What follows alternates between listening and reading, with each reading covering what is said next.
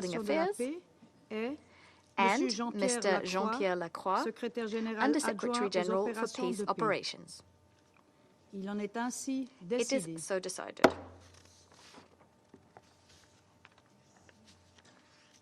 In accordance with Rule 39 of the Council's Provisional Rules of Procedure, I also invite His Excellency Mr. Stavros Lambrinidis, Head of the Delegation of the EU to the United Nations, to participate in this meeting. It is so decided. The Security Council will now begin its consideration of item 2 of the agenda. I now give the floor to Ms. Rosemary DiCarlo. Thank you, Madam President. In the 8 days since the Secretary General last briefed you on Lebanon and the Middle East, the situation in Lebanon has become even more alarming. The exchanges of fire between Hezbollah and the Israel Defense Forces, which commenced on 8 October last year when Hezbollah fired on Israeli targets in stated support for Gaza, have intensified dramatically. Hezbollah has stepped up its attacks on Israel, firing rockets, missiles, and drones further south, including towards Haifa and Tel Aviv. Israel responded with attacks now across Lebanon, including in the capital Beirut, striking hundreds of Hezbollah targets, many in densely populated areas, and causing widespread destruction, displacement, and suffering. Since the commencement of Israeli ground operations into Lebanon on 1 October, Hezbollah and the Israel Defense Forces have been engaged in intensified clashes in southern Lebanon. The ongoing exchanges of fire has created a humanitarian emergency. The number of dead and wounded has spiraled. Over 300 people have been killed in Lebanon in just the past week. Since 8 October last year, the number of dead is now over 2,000, according to Lebanese Ministry of Health.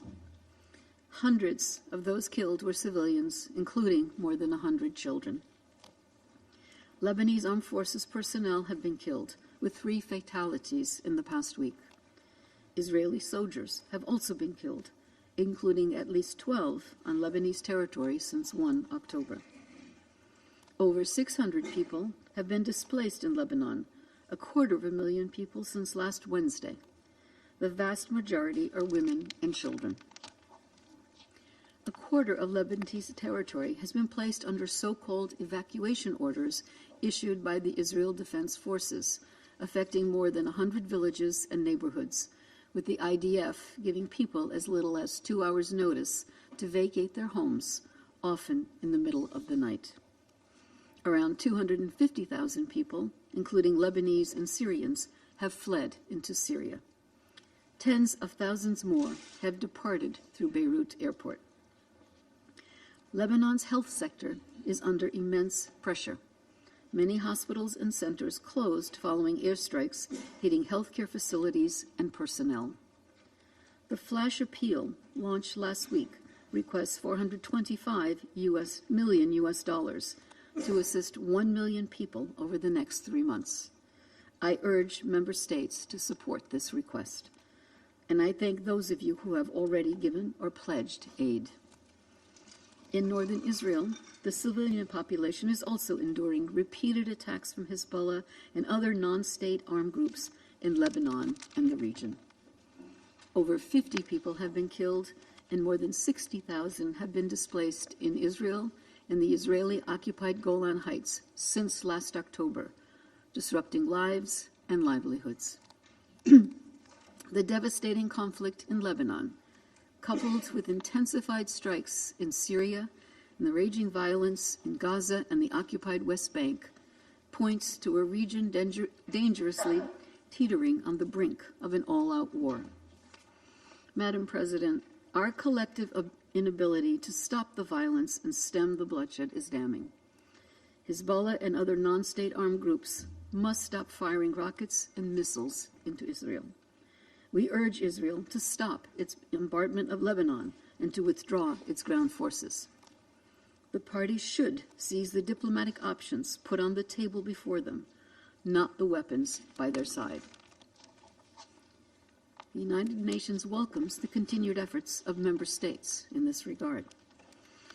As the Secretary General has warned, there is still time, but it is quickly running out.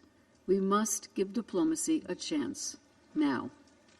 The Special Coordinator for Lebanon, Janine Hesed-Pleshart, is engaging with all actors to stress the need for immediate de-escalation and a diplomatic solution. The parties must commit to a return to a cessation of hostilities and the full implementation of Security Council resolutions 1559 and 1701. The Lebanese state must have control over all weapons within its territory. We have seen what happens when it does not. The political impasse in Lebanon is approaching 2 years. At this time of crisis, I urge Lebanon's political leaders to take resolute steps towards addressing the vacuum. The state sovereignty and territorial integrity of both Lebanon and Israel must be respected.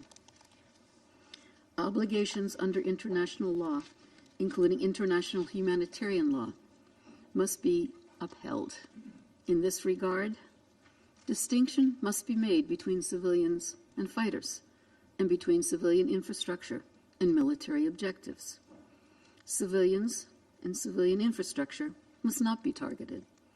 Indiscriminate and disproportionate attacks must be avoided. Humanitarian personnel, medical workers, and journalists also must not be targeted. UN personnel, including the brave peacekeepers along the Blue Line and members of the UN family working under such dangerous conditions across Lebanon, must be protected. We need to invest every effort to reverse this cycle of violence and bring Lebanon and Israel and the region back from the brink of catastrophe. Thank you, Madam President. I thank Ms. De Carlo for her briefing. I now have the pleasure of giving the floor to Mr. Jean-Pierre Lacroix. Merci, Madame la Présidente. Thank you, Madam President. Madam President, members of the Security Council, as you just heard from the Secretary General De Carlo, the situation in Lebanon and in the region is indeed increasingly alarming. The Israel Defense Forces ground operation in Lebanon that commenced on the 1st of October of this year, following a month-long sequence of exchange of fire across the Blue Line, are ongoing as intense air bombardment continues across the country. Much of southern Lebanon, UNIFIL's area of operation, is now uninhabited and increasingly uninhabitable. Israel's stated aim is the return of inhabitants to their northern communities after 1 year of fear, 1 year of displacement. Hezbollah continues to fire across the Blue Line and is now threatening major population centers, including Haifa and Tiberias in Israel, with increasingly high-caliber weapons. This is a clear demonstration of the presence of unauthorized armed personnel, assets, and weapons south of the Litani River, in grave violation of Resolution 1701. Since the 23rd of September, with the launch of the Israel Defense Forces Operation Northern Arrows, UNIFIL has, as of 8th of October, detected 5,451 trajectories from south to north of the Blue Line and 610 air attacks by the Israeli Defense Forces. In this same period, UNIFIL has detected 1,385 trajectories from north to south. Notably, each trajectory may represent multiple projectiles, and UNIFIL cannot detect some projectiles, such as those fired by portable anti-tank launchers or light weapons. Since the 1st of October, there has been fierce clashes on the ground with at least 12 Israeli soldiers and scores of Hezbollah combatants reportedly killed. UNIFIL has observed Israeli incursions with infantry, Merkava tanks, and engineering vehicles at Marun al-Ras, Labune, and Yarun in Sector West, and near Kafr Kila, Mais al-Jabal, and Udaisa in Sector East.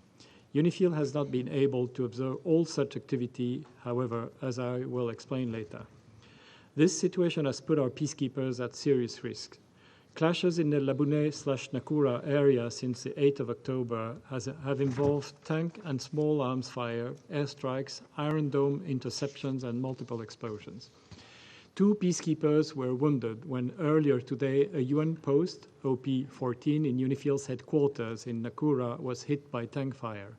Close by, also early this morning, IDF soldiers fired on the UN position, UNP 131 from an opening in the fence made by the IDF the previous day during adjacent groundworks.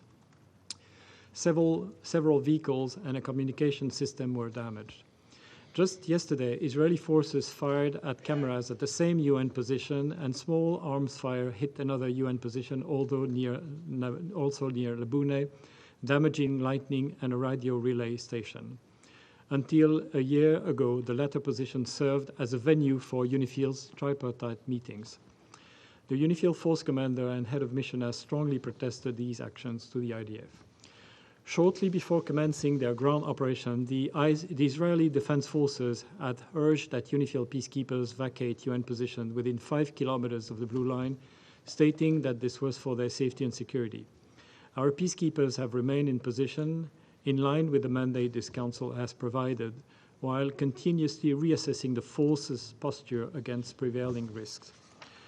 As a mitigating measure, UNIFIL had already strengthened the force protection of its positions near the Blue Line. In addition, with little movement and thus operational activity possible in the prevailing security conditions, UNIFIL had decided to reduce the footprint at the most affected UN position by 25%.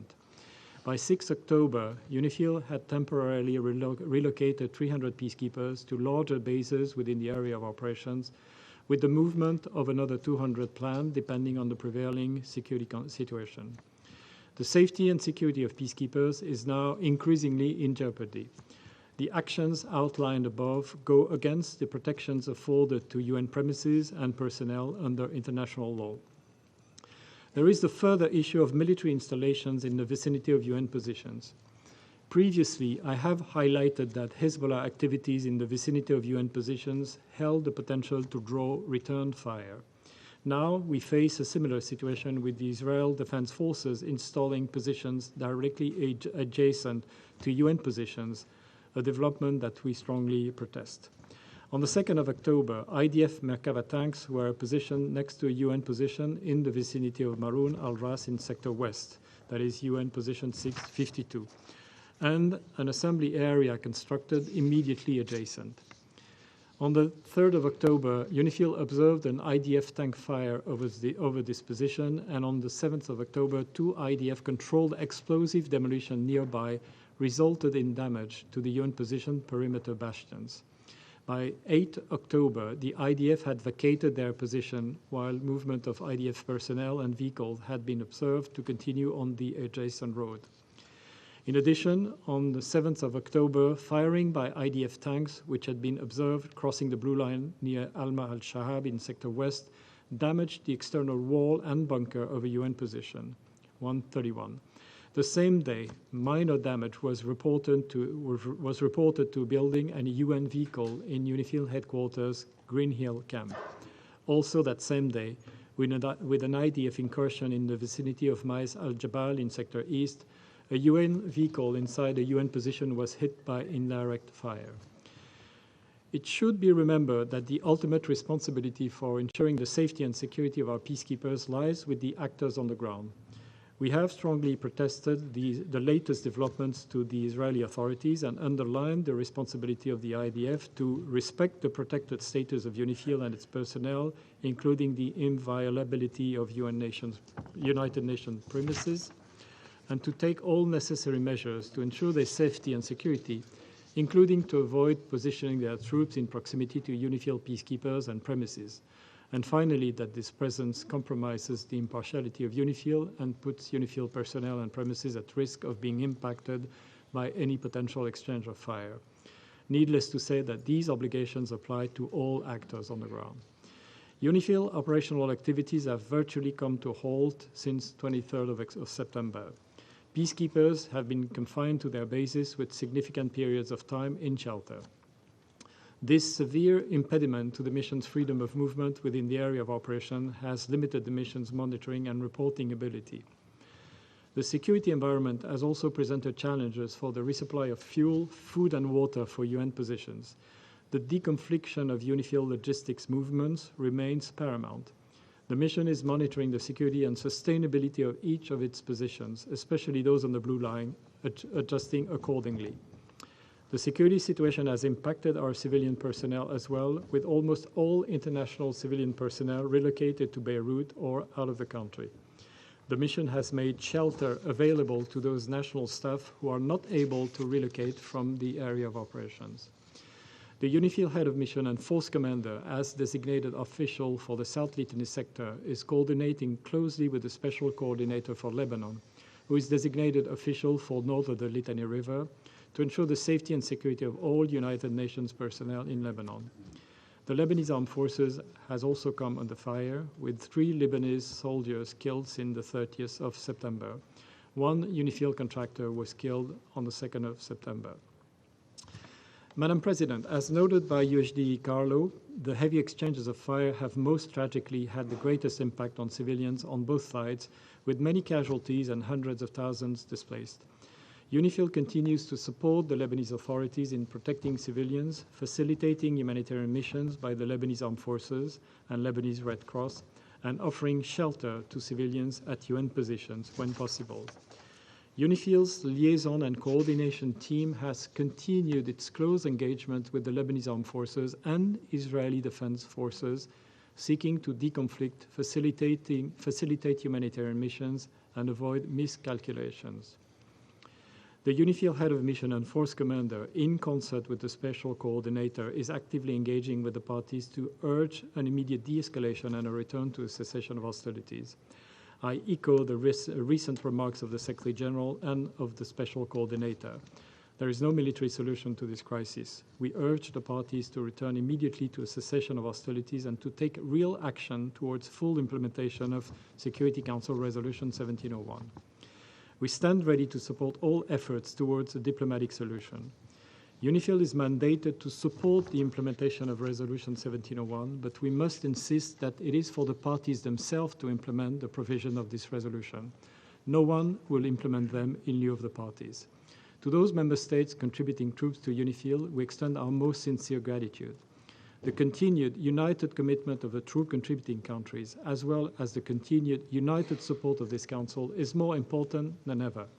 I express solidarity with and pride in the men and women of UNIFIL, now truly on the front lines, in endeavoring to stabilize the Blue Line and beyond.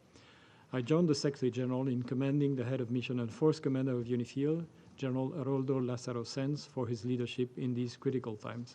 Thank you. Je remercie Monsieur Lacroix de son I thank Mr. Lacroix for his briefing. I will now give the floor to Council members who wish to make statements. I give the floor to the representative of France. Madame la Présidente, Madam President, la France a demandé la tenue de cette réunion. Je vous remercie de l'avoir organisée et je remercie Madame Di Carlo et Monsieur Lacroix pour leurs interventions. La situation au Liban est extrêmement grave. Elle n'a connu aucune amélioration depuis notre dernière réunion. Au contraire, elle se détériore chaque jour. Le Hezbollah continue ses attaques contre Israël, tandis que les opérations militaires israéliennes au Liban se poursuivent, y compris par le biais d'incursions terrestres en violation de la souveraineté libanaise. Les populations civiles continue de payer le prix fort. Plus d'1 million de personnes ont été déplacées. La France soutient l'action du Haut-Commissariat pour les réfugiés pour leur venir en aide. Elle rappelle l'impératif de respect du droit international humanitaire. Tous les acteurs régionaux doivent faire preuve de retenue. L'heure est à la désescalade. La France a condamné les attaques perpétrées par l'Iran contre Israël le 1er octobre. Pour mettre fin à cette guerre qui met en péril la stabilité régionale et aggrave la crise politique et humanitaire au Liban, la voie est claire. Il faut tout d'abord un cessez-le-feu immédiat et durable au Liban. C'est l'appel que la France et les États-Unis ont lancé il y a 2 semaines. And the United States launched 2 weeks ago, and which a number of our partners have joined. It still stands, this appeal. Various voices in Lebanon have also relayed this call. We should secure, first and foremost, a cessation of hostilities to achieve a political settlement. The framework is clear. Full implementation of Resolution 1701. It has been recognized by both Lebanon and Israel as the framework for lasting stability all along the Blue Line and for security guarantees for both countries. Displaced persons should be able to go home in Israel and in Lebanon. It's vital that we restore Lebanon's sovereignty and territorial integrity.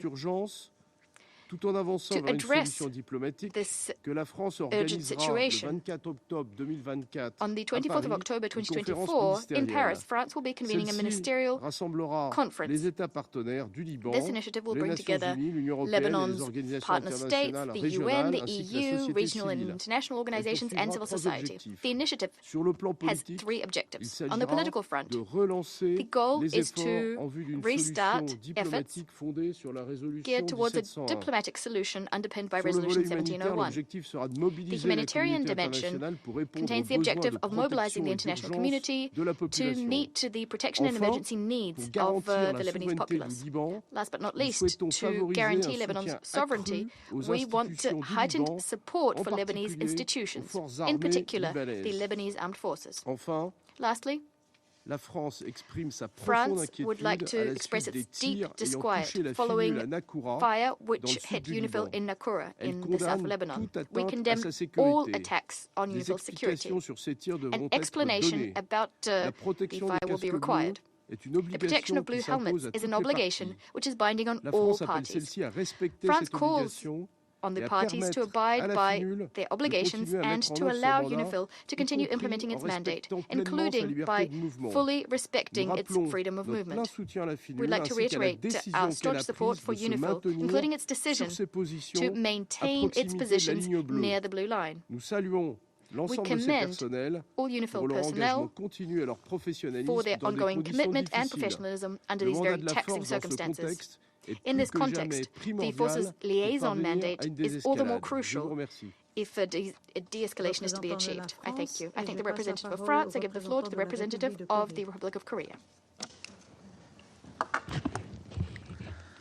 Madam President, I'd like to thank USG Rosemary DiCarlo and USG Jean-Pierre Lacroix for their briefings and their tireless efforts for peace and security. Lebanon is tragically experiencing similar means and methods of warfare employed in Gaza. Hospitals are being forced to close, millions are displaced, schools are destroyed, and countless lives are lost. Even more dangerous are the existence of the numerous other fronts in the region, each harboring the potential for a broader regional war, and even larger if these conflicts simultaneously combust in a vicious cycle. At this critical juncture, I'd like to make the following points.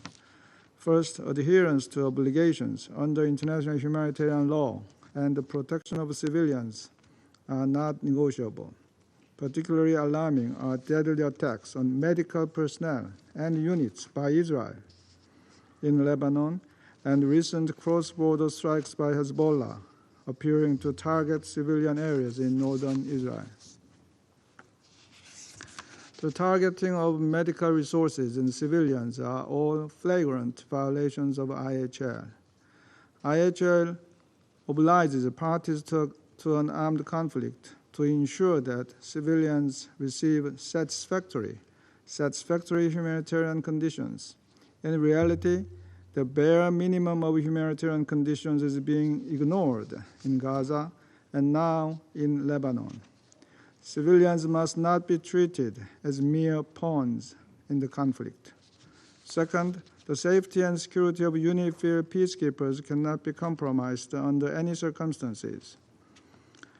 UNIFIL plays a vital stabilizing role across the Blue Line, and in the current volatile environment, ensuring the safety of the brave peacekeepers is more crucial than ever. In this regard, we are gravely concerned about the incident this morning where 2 peacekeepers were injured after suffering direct tank fire by the IDF to an observation tower at UNIFIL's headquarters in Naqoura. It also reminds us of the haunting Kana incident in 1996. We call for proactive and preventive measures to cease all future incursions near UN positions and any attacks on UN premises and personnel. Third, we call for serious and meaningful engagement among all actors to find diplomatic solutions. While the actions and rhetoric from various actors on the ground are belligerent, one common element emerges in their statement: the security of their own people. However, as history in the Levant has repeatedly shown, such security of any people cannot be achieved either in the short or long term through military means alone. We acknowledge the difficulties of pursuing diplomacy in the current environment, but dialogue, however elusive, is the only pathway to sustainable peace and the return of displaced families. In this regard, we deplore any attempt by regional powers to exploit the current abyss for their parochial interests, and we strongly support all efforts to reinvigorate diplomacy to reach a ceasefire. I thank you, Madam President. Je remercie le représentant de la République de Corée et je passe la parole à la représentante du Royaume-Uni. Thank you, President, and I thank USG DiCarlo and USG Lacroix for their briefings. The situation in Lebanon is worsening by the day. Civilian casualties are mounting, and more than a quarter of the Lebanese population has been displaced. The humanitarian implications of the conflict are devastating and compounding an existing crisis in Lebanon, particularly for vulnerable groups who are unable to move or face considerable challenges in doing so. Israel must do everything possible to minimize civilian casualties. And Syrian refugees in Lebanon, already displaced from their homes, now face the choice of staying in the face of the conflict or facing persecution from Assad's regime if they return. For a year, Hezbollah have been launching missiles at northern Israel, forcing more than 60,000 Israelis to flee their homes. They must take responsibility for ending this cycle of violence rather than recklessly endangering the lives of Israelis and Lebanese alike. All parties must do everything possible to protect civilians and fully comply with international humanitarian law. The UK is committed to supporting the people of Lebanon, and we've announced an additional $19.5 million aid package to meet their immediate humanitarian needs.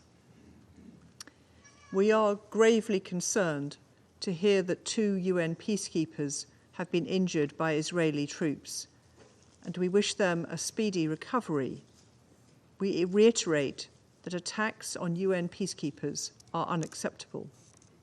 All parties must take all necessary measures to protect UNIFIL personnel and premises and allow it to fulfill its mandate. President, we must not lose sight of the destabilizing role of Iran across the Middle East through their support to militias, including Hezbollah, Hamas, and the Houthis. Iran must immediately halt its attacks on Israel and its support for its militias to prevent an already tragic humanitarian situation deteriorating further. A political solution consistent with Resolution 1701 is the only way to restore the sovereignty, territorial integrity, and stability of Lebanon. This requires an immediate ceasefire between Lebanon, Hezbollah, and Israel now, and immediate negotiations to re-establish security and stability for the people living on either side of the Israeli-Lebanon border. My Foreign Secretary has repeatedly and consistently called for an immediate ceasefire, and I repeat that call today.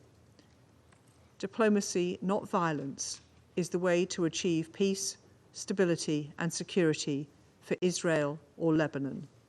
Diplomacy, not violence, will bring wider regional stability.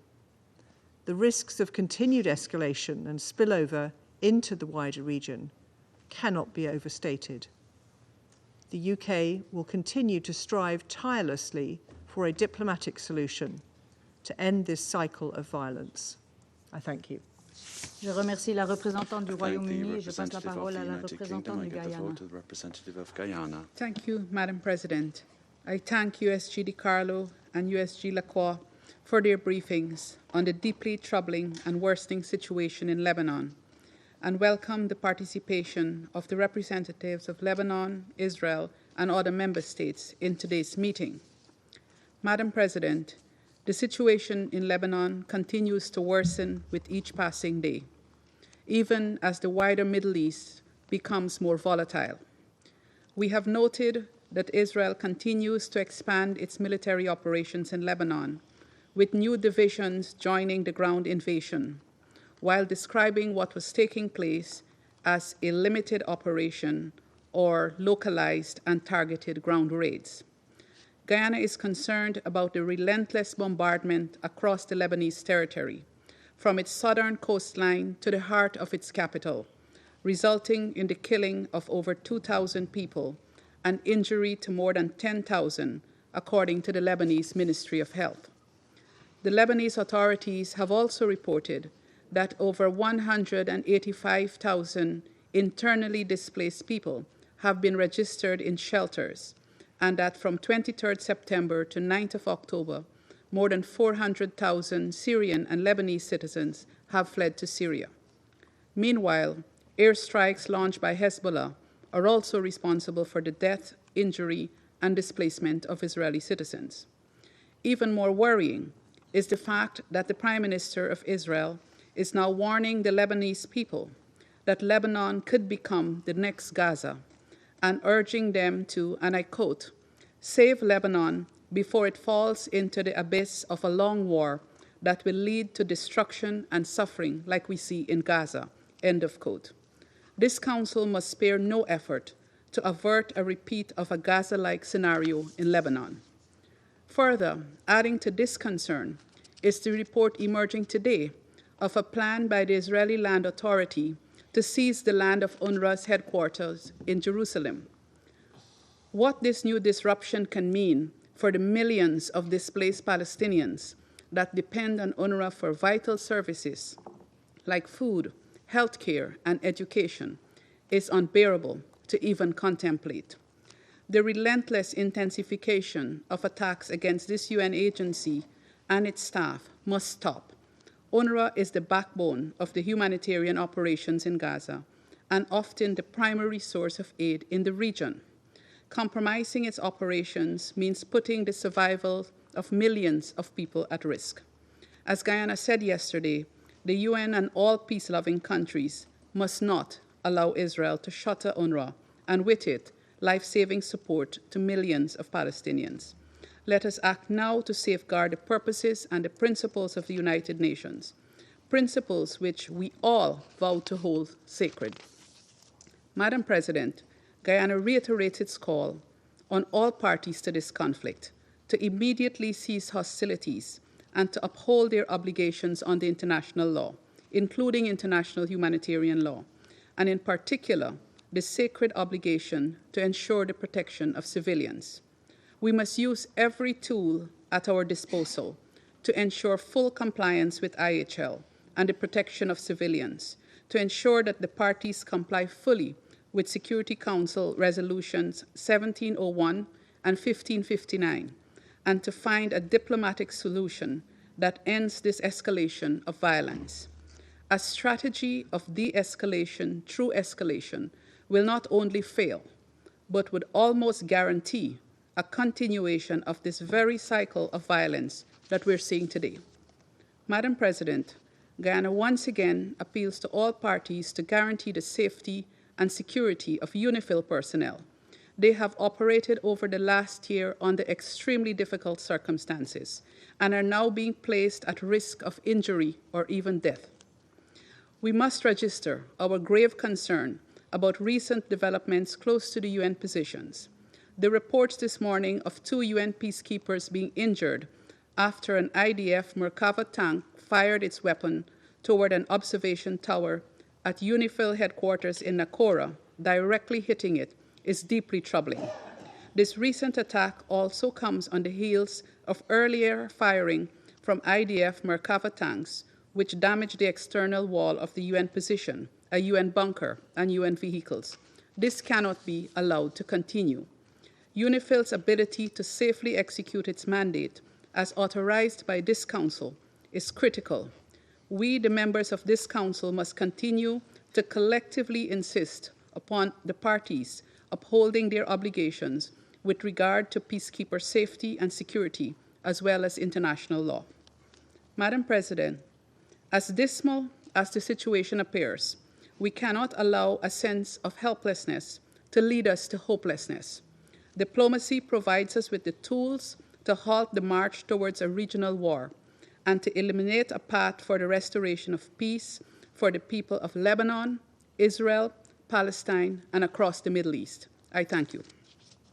I thank the representative of Guyana, and now I invite the representative of Ecuador to take the floor.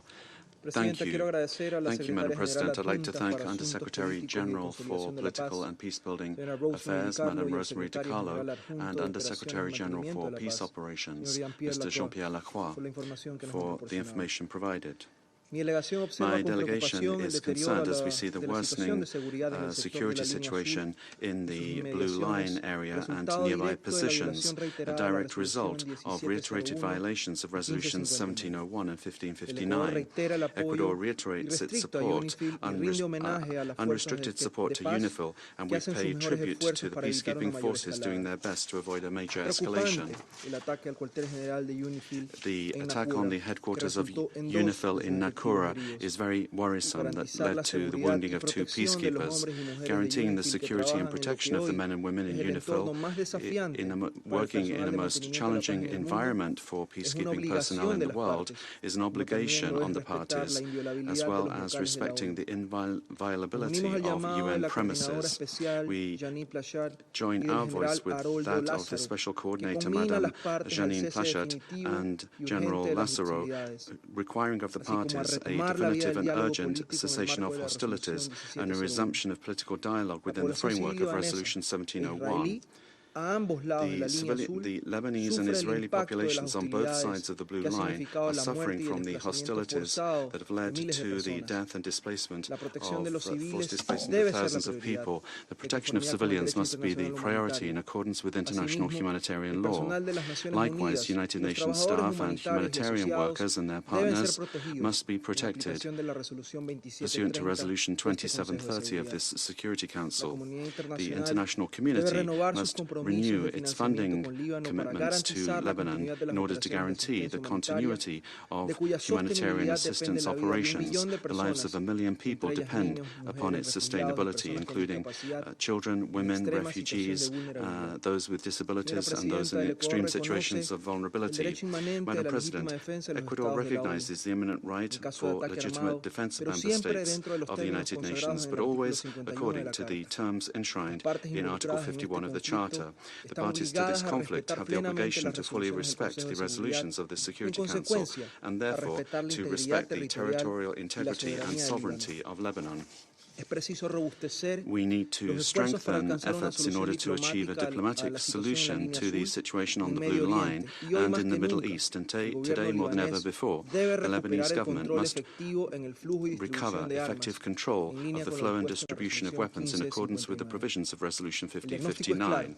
The diagnosis is clear. In order to de-escalate the conflict and avoid the cancer of violence continuing to spread throughout the region, what is required is that the parties exercise maximum restraint. As the Secretary-General Guterres said a few days ago, we must avoid at all costs another war, which would be disastrous for the peoples of the region. The instinct of humanity is towards peace, and the negotiated resolution of conflict, that is what must prevail in order to avoid this crisis growing worse with immeasurable consequences. Thank you. I thank the representative of Ecuador, and I give the floor to the representative of Mozambique. Madam President, I thank Switzerland Presidency for convening this briefing and the request of France. We extend our appreciation to Ms. Rosemary DiCarlo Under Secretary General for Political and Peacebuilding Affairs, and Mr. Jean-Pierre Lacroix, Under Secretary General for Peace Operations, for their insights on this very worrying situation. Madam President, today's briefing, much like yesterday's on the situation in Gaza, paint a grim picture on the situation in Lebanon, one that equally demands our immediate and concerted, meaningful action. It is a matter of great concern to note that since adoption of Security Council Resolution 1701, limited progress has been made in its implementation. As a result, the situation in Lebanon is continuously deteriorating. Mozambique views with alarming concern the continued exchange of fire across the blue line between Hezbollah and Israel, which has intensified in recent days. We are witnessing an escalating spiral of violence worsened by attacks by Israel Defense Force deep in Lebanon, jeopardizing the safety of civilians on both sides, including UN personnel. The recent escalation between Hezbollah and other Lebanese and non-Lebanese militias and Israel has resulted in near daily cross-border exchange of fire. 1 million people were forced to evacuate due to the massive Israel bombing that are transforming Lebanon in a new Gaza, further heightening regional tensions. As a matter of reference, we would also like to mention that just 3 days ago, speaking on the 1-year anniversary of the Hamas-led attack on Israel, Hezbollah Deputy Secretary General pledged to continue operations, warning of further Israel's displacement and noting that before a ceasefire, there is no window for any discussion before a ceasefire. This shows an escalation of the conflict in the region at a time when Israel military claims to have targeted 190 Hezbollah sites in attacks across Lebanon, including renewed attacks in southern Beirut, as well as Lebanon's eastern Bekaa region. As have fighting continues within UNIFIL's area of operations, with continued and intense exchange of fire reported, we urge the Security Council member states to urgently condemn these attacks and call the parties for an immediate ceasefire.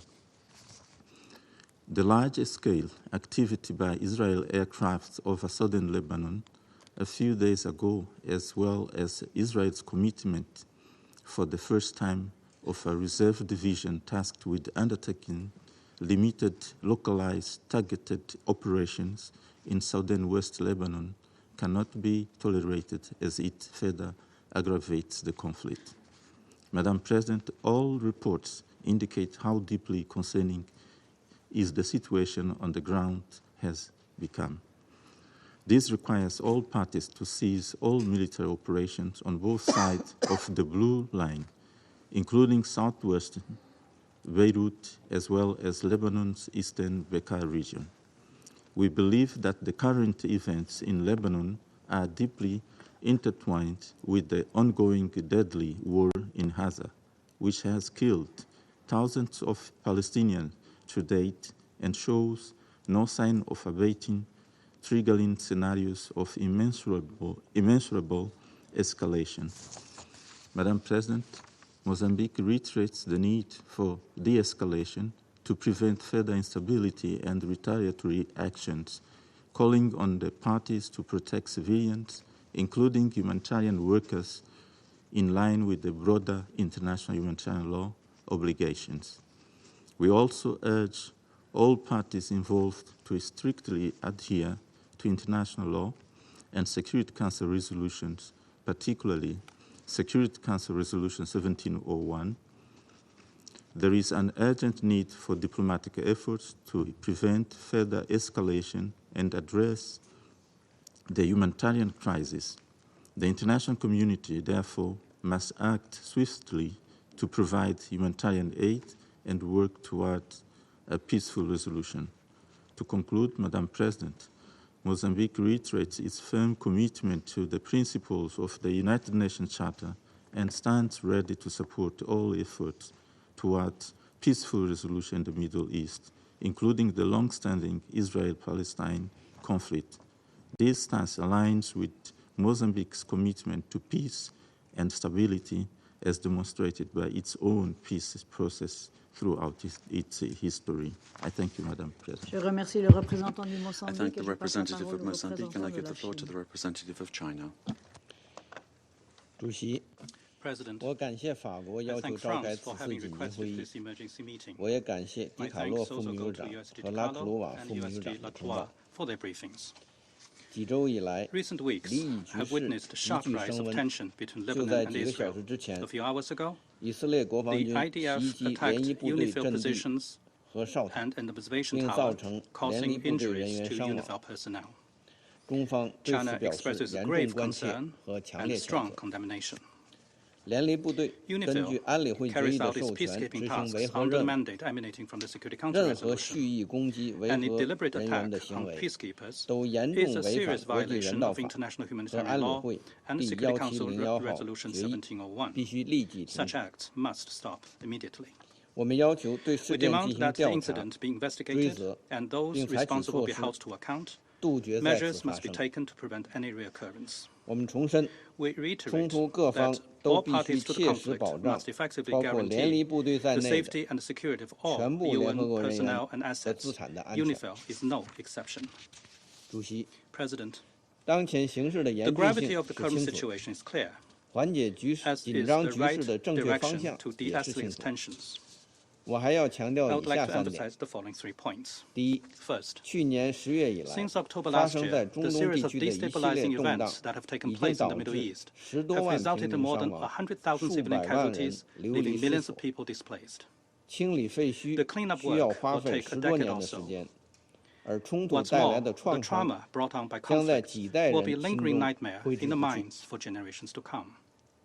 The Middle East cannot afford a full-scale war. The conflict cannot continue to expand.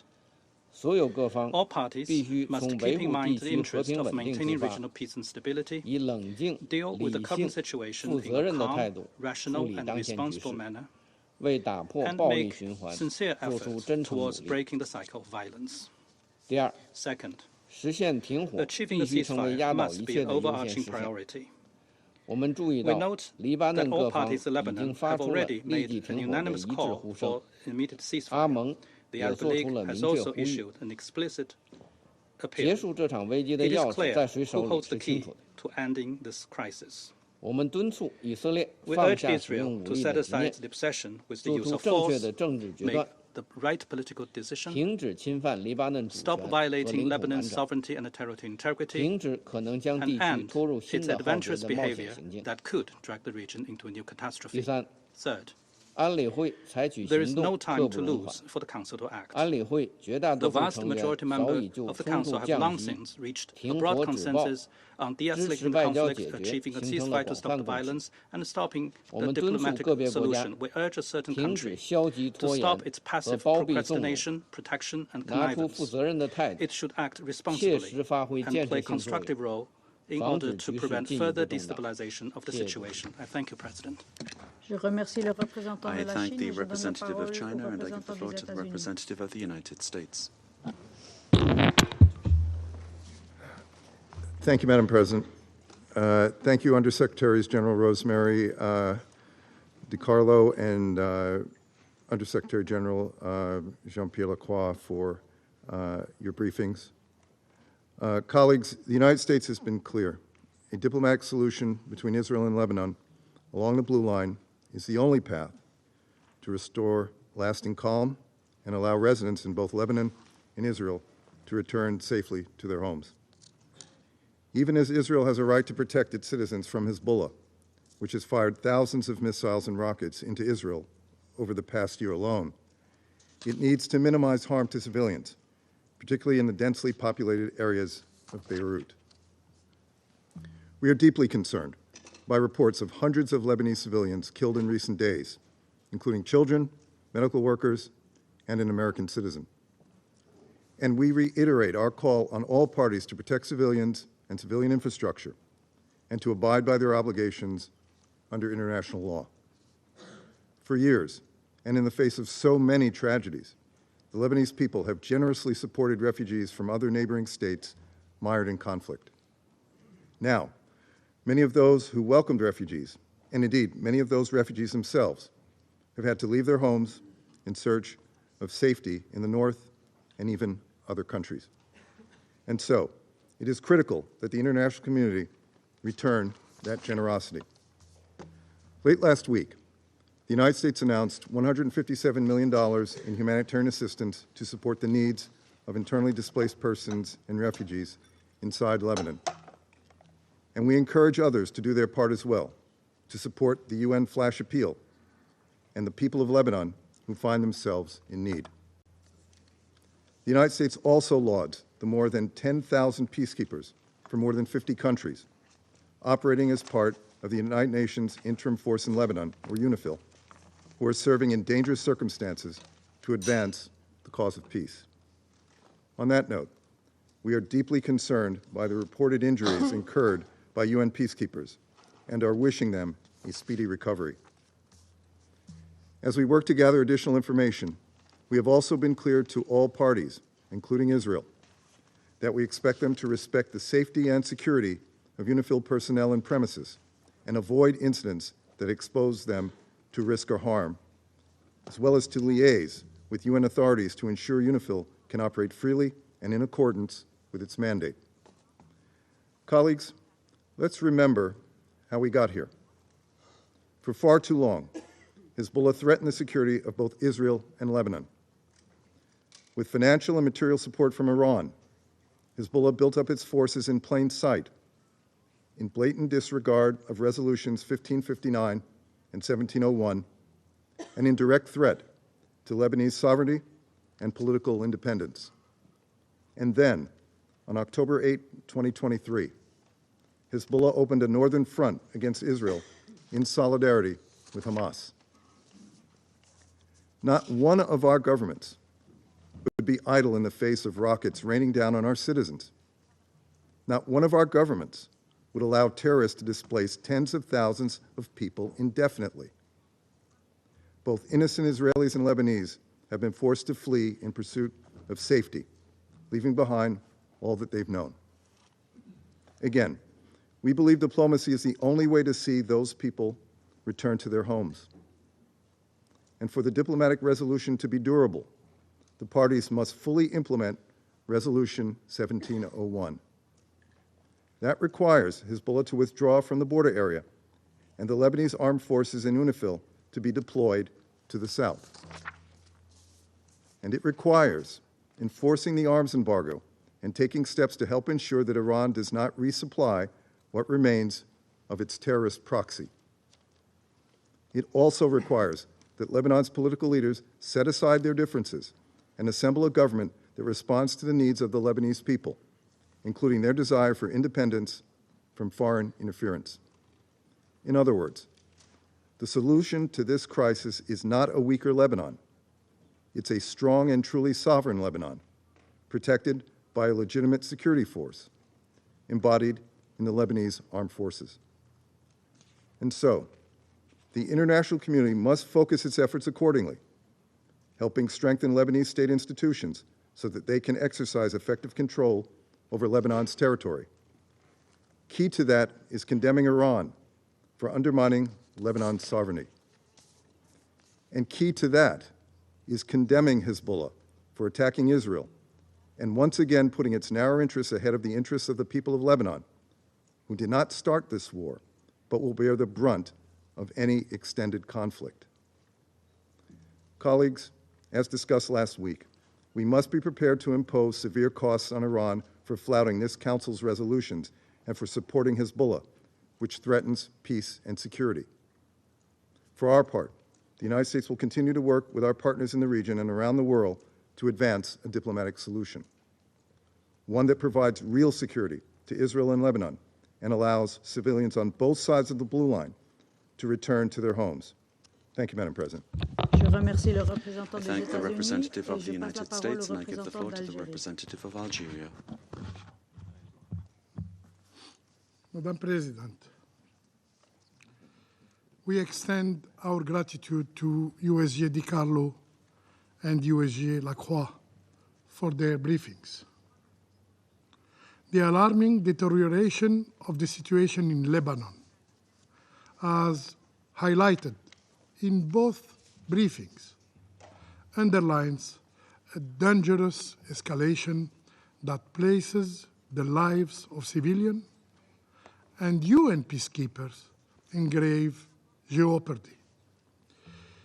We have previously warned that the military action of the Israeli occupying power will not be confined to Gaza and to the West Bank.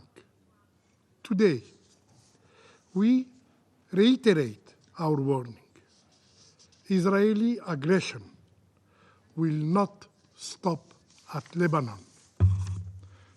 The persistence of this invasion, the violation of Lebanon sovereignty and territorial integrity without serious reaction from the Security Council only emboldens further violations of international law and further instability in the whole region.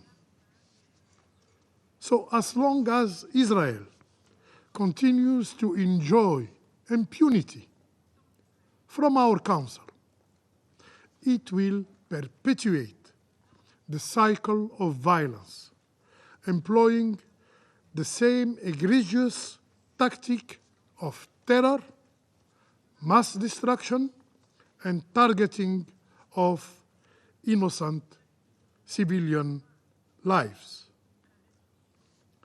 These outrageous tactics that we have already witnessed in Gaza are now tragically applied in Lebanon.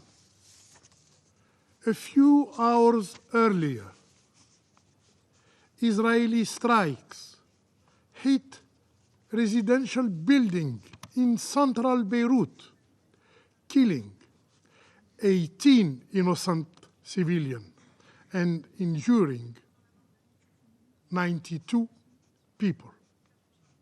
When this council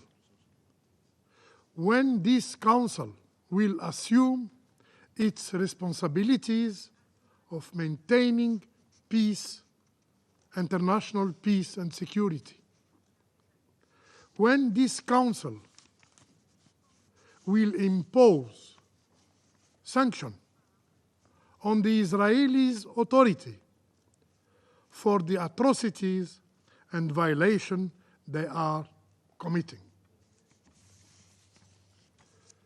Yes, the scope of this violation is staggering. In Lebanon, the Israeli army disregards all legal restraints, treating the country's sky, the country's sea, the country's lands as free rein for its aggression. And the figures speaks volume. Over 1 million people have been displaced within Lebanon, with hundreds of thousands more forced into neighboring Syria. Thousands have been killed or injured, and Lebanon's infrastructure lies in ruins. This is the conduct of an Israeli aggressor that views its security as dependent of the insecurity of others, and its strength as the deliberate weakening of its neighbors. Algeria reiterates our solidarity with our support of Lebanon in the face of this barbaric aggression. Madam President, Algeria highly values and commends the pivotal role of UNIFIL in safeguarding regional stability, especially in the face of this relentless aggression. The courage of our UN peacekeepers, their professionalism, and their steadfast presence, even in the wake of threat from the Israeli forces following the ground invasion, is commendable. We are deeply concerned about the establishment by the Israeli forces of a staging area adjacent to the UNIFIL position in the town of Marun al-Ras, and we condemn the Israeli forces for a deliberate firing on 3 positions used by UNIFIL, injuring 2 of our peacekeepers. We remind the Israeli authorities of their obligation to ensure the safety and the security of UN personnel and property, and to respect the inviolability of UN premises at all times. Madam President, Algeria reaffirmed that the only path to ensuring stability in Lebanon and peace in the broader region is the full and immediate implementation of UN Security Resolution 1701. These include the deployment of the Lebanese army over all the Lebanese territory within internationally recognized borders. That means the complete withdrawal of Israeli forces from Lebanese lands. Madam President, the first step to reaching a comprehensive calm in the region is an immediate ceasefire in Gaza and in Lebanon. The true and enduring threat to the Middle East is and continue to be the Israeli occupation of Arab lands in Palestine, in Lebanon, in Syria. Failure to address these root causes and focusing merely on the symptoms will only ensure that the tragedy will repeat itself. This occupation must end now, before we are once again faced with an irreversible catastrophe. I thank you. Merci le représentant de l'Algérie. I thank the representative of Algeria, and I give the floor to the representative of Japan. Thank you, Madam President. I thank USG DiCarlo and USG Lacroix for their briefings.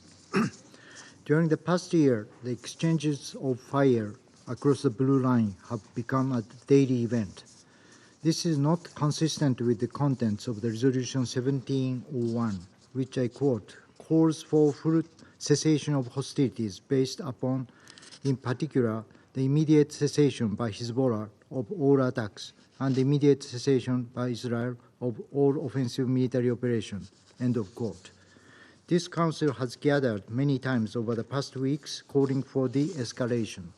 Yet instead, the attacks and hostilities have intensified. To react to the Hezbollah's persistent offensive, large-scale Israeli airstrikes in Lebanon, including Beirut, and IDF ground operations in Lebanon started. We continue to see more attacks and more casualties every day. This cycle of violence must stop now. We must avoid any further escalation that could potentially expand into the full-fledged war in the Middle East. We urge all parties to exercise the utmost restraint to avoid further conflict with global ramification. Madam President, Japan is seriously concerned about the severe humanitarian situation in Lebanon. More than 2,000 people have been killed, and thousands of others have been injured over the last year. Many civilians, including women and children, are among them. Hospitals and healthcare workers are under attack. All parties must recall their obligations under international law, including international humanitarian law, and immediately take every measure to prevent civilian casualties.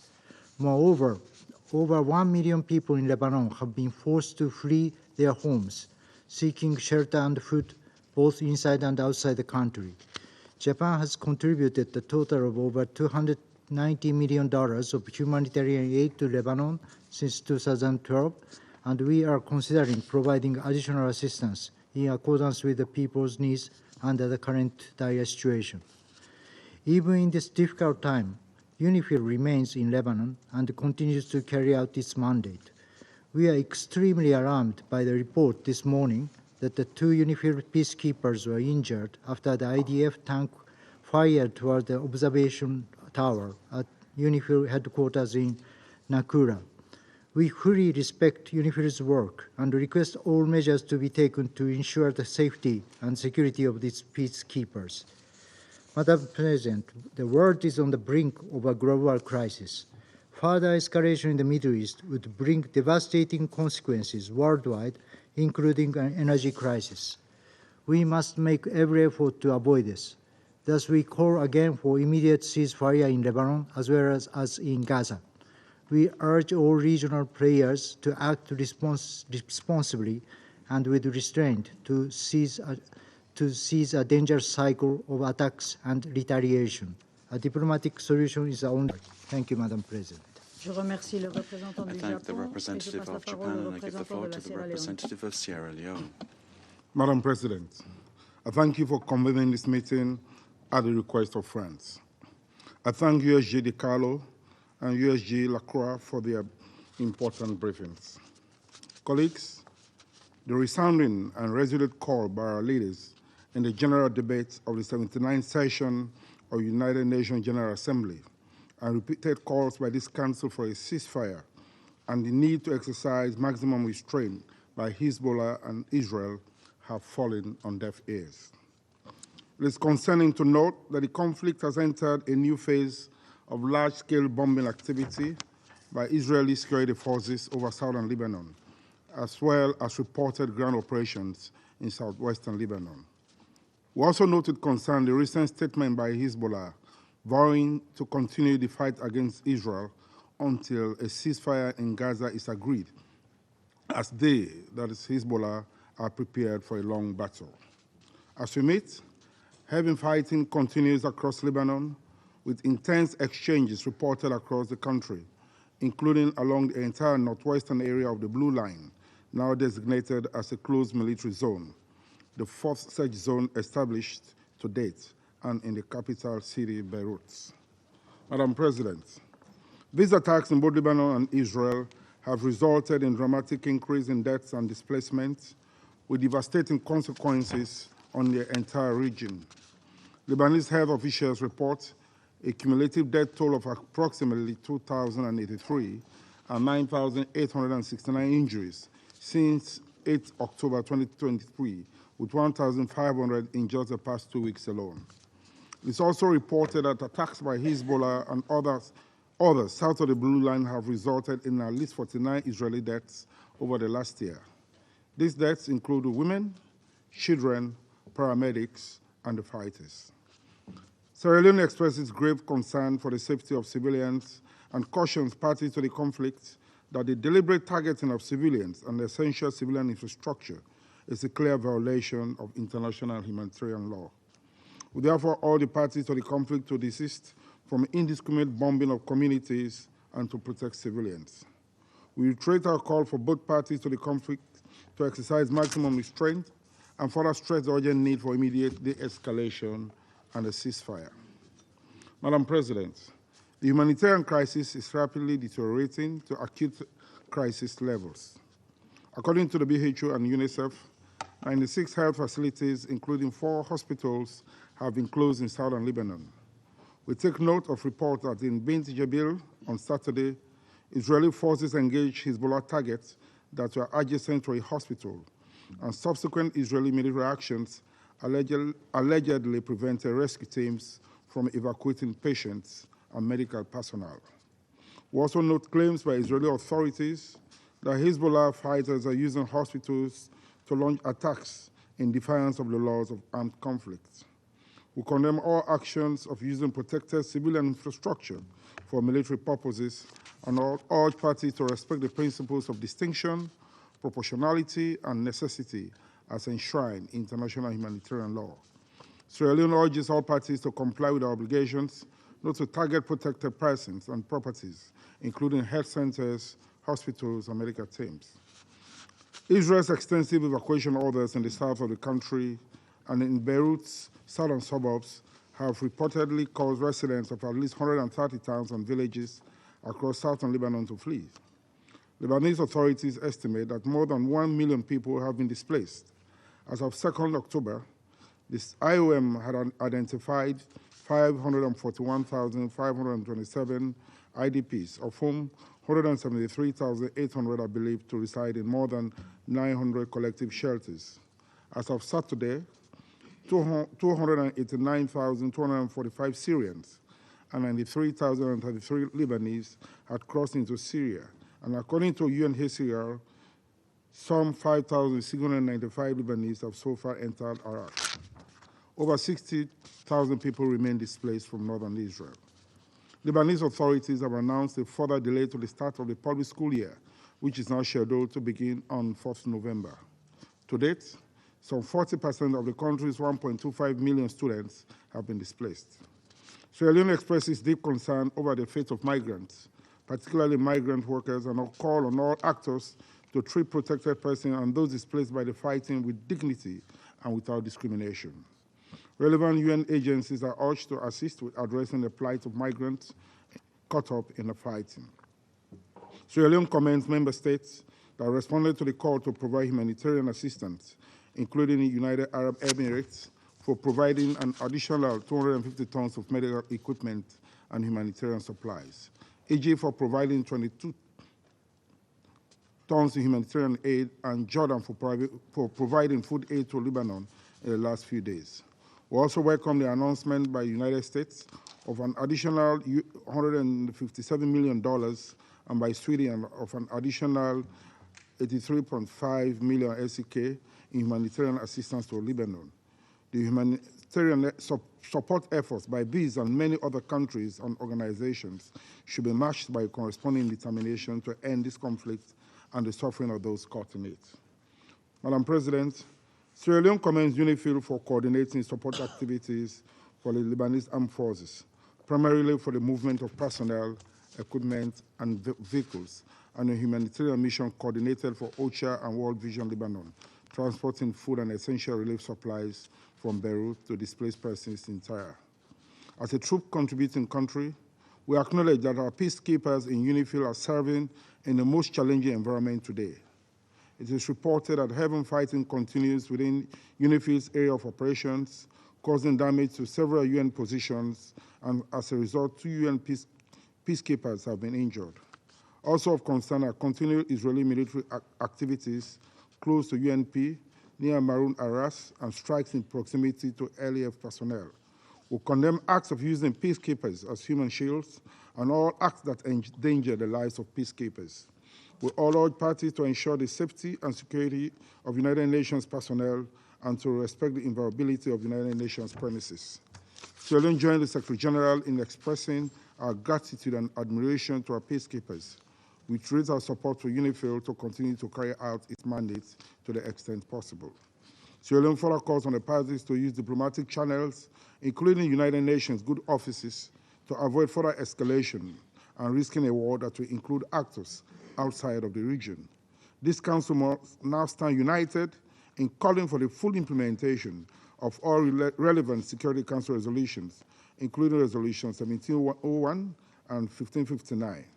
All sides must agree to a ceasefire as a precursor to the resettlement of displaced residents in the south of Lebanon and north of Israel. In conclusion, Madam President, Sierra Leone and we will urge the Security Council to act decisively to halt the violence, enforce a ceasefire, the release of hostages and prisoners, facilitation of access to humanitarian aid, ensure accountability, and work towards a just and lasting solution that respects the rights of all persons.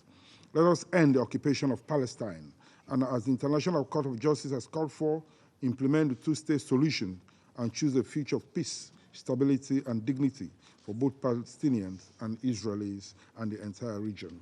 Thank you. Je remercie le représentant de la Sierra Leone. I give the floor to the representative of Slovenia. Thank you, Madam President. I also want to thank Undersecretary General De Carlo and Undersecretary General Lacroix for their briefing. It has been a year of escalating exchanges of fire across the Blue Line. Again, civilians, majority of them women and children, are paying the highest price. This spiral of retaliations and intensifications has escalated into a military confrontation with a devastating impact on the whole of Lebanon, and with the threat of spreading across the wider region. Slovenia repeats its call for an immediate cessation of hostilities and an urgent regional ceasefire. We call on Hezbollah to immediately cease its attacks on Israel. We call on Israel to revoke their military operation in Lebanon. Sovereignty, independence, and territorial integrity of Lebanon must be fully respected by all. We are at the edge of an all-out regional war. As a first step, it is more crucial than ever that countries with influence over actors and countries in the region exert that influence to ensure restraint.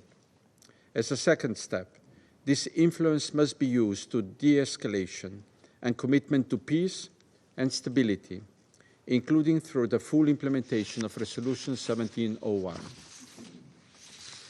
Slovenia underlines the need to ensure and respect the safety and security of UNIFIL. UNIFIL's activities have been significantly affected by military confrontation in Lebanon. UNIFIL's presence on the ground remains a stabilizing factor. We remind all the parties of their obligation to ensure safety and security of peacekeepers and full respect of inviolability of UN premises. We condemn all attacks on UN peacekeepers, including today's Israeli firing on UNIFIL headquarters and other positions. We wish speedy recovery to the injured peacekeepers. We take this opportunity to express our deep appreciation to the peacekeepers and to the troop contributing countries. Slovenia calls on all parties to respect international law, particularly international humanitarian law and human rights law. We strongly condemn the high number of civilian victims, including deaths of humanitarian and healthcare workers. We are dismayed by the scale of displacement, extensive damage to civilian infrastructure, and an alarming rise in humanitarian needs across the country. We stand by people of Lebanon as they face another humanitarian challenge on top of economic, social, and political instability. More than a year has now passed since the start of the war in Gaza, which showed us all how violence, if not stopped, drives further violence to the point of unprecedented catastrophe. With bombing, destruction, and displacement, Lebanon is becoming the next Gaza. We are profoundly alarmed by the parallels we see on the ground, including the statements of Israeli leaders. The Council should not follow in the same footsteps as with Gaza. We have to act. Political, not military, solutions are required. Colleagues, the only path out of this spiral is the path of diplomacy. This path is never paved with missiles, rockets, ground raids, or civilian suffering. It is paved with courage of leaders willing to make difficult but decisive decisions for the benefit of their nations. Thank you.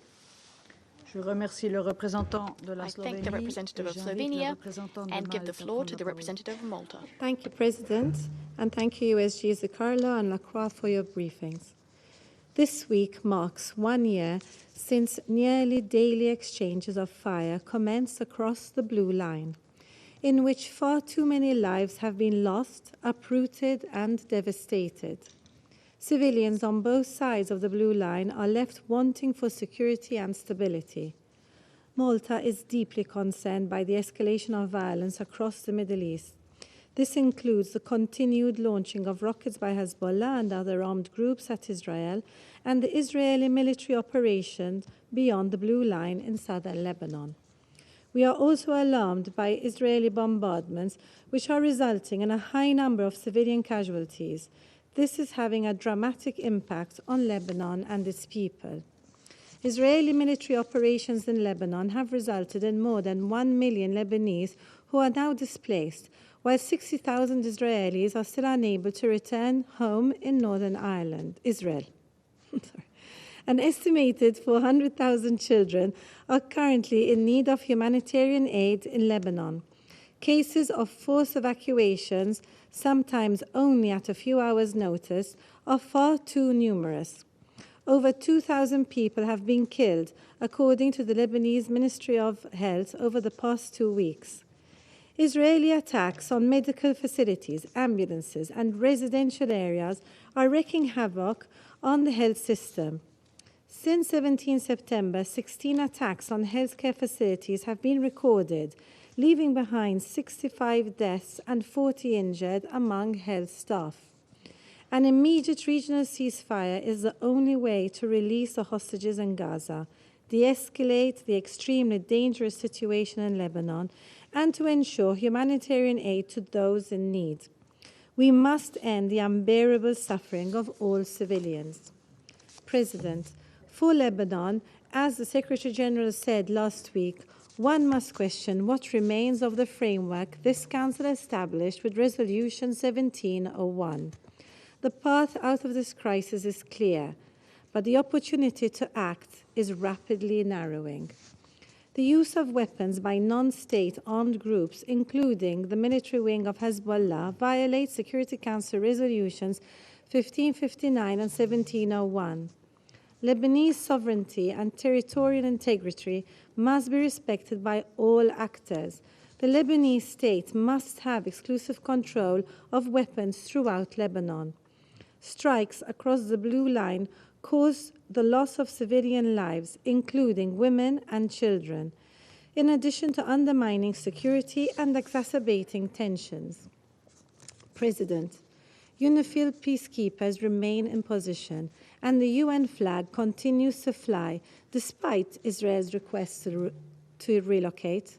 Recent actions show little regard for the protections afforded to UN premises and personnel under international law. This includes this morning's tank attack on a UNIFIL observation tower by the IDF, injuring 2 peacekeepers. Malta considers as unacceptable any attempt which compromises the safety of UN peacekeepers. Malta, as a troop-contributing country, stands in solidarity with all troop-contributing countries. The importance of UNIFIL's work in facilitating liaison between the parties, mitigating the risk of miscalculation, and preventing further escalation is more crucial than ever. In conclusion, no military solution will bring a future to the people of Israel, Palestine, and Lebanon. Only a political solution with the full implementation of Resolution 1701 will bring peace, security, and prosperity. Civilians on both sides of the Blue Line are tired and scared. Further violence and destruction will neither solve the underlying issues nor make anyone safer in the long run. A negotiated solution is the only pathway to restore the security and stability that civilians on both sides so desperately want and deserve. The time to act is now. Thank you. I thank the representative of Malta and give the floor to the representative of the Russian Federation. Madam President, we note France's initiative, that is the initiative to request today's meeting following the intensification of hostilities in the Republic of Lebanon, a friend of the Russian Federation. We thank USG Rosemary DiCarlo and USG Jean-Pierre Lacroix for their briefings regarding worrying developments around the border area between Lebanon and Israel. Madam President, before our very eyes, there is an unprecedented escalation of violence in the Gaza Strip, and it's stretching far beyond the limits of the Palestine-Israeli conflict, destabilizing more and more countries in the Middle East. Today, the crisis has engulfed Beirut, and the heart-rending images of the bombing of Beirut have done the rounds all over the world. We're also receiving more and more evidence of the fact that Israel harbors arrogant contempt for the opinion of the international community, the UN, and the Security Council. Israel is choosing escalation over diplomacy. The unprecedented cyber attack, as a result of which thousands of innocents suffered. This was followed by mass strikes by Israeli aviation on south and central Lebanon. Next, despite calls for a ceasefire by some members of the international community and protestations of others, the IDF on the 1st of October launched its so-called limited land operation. At the same time,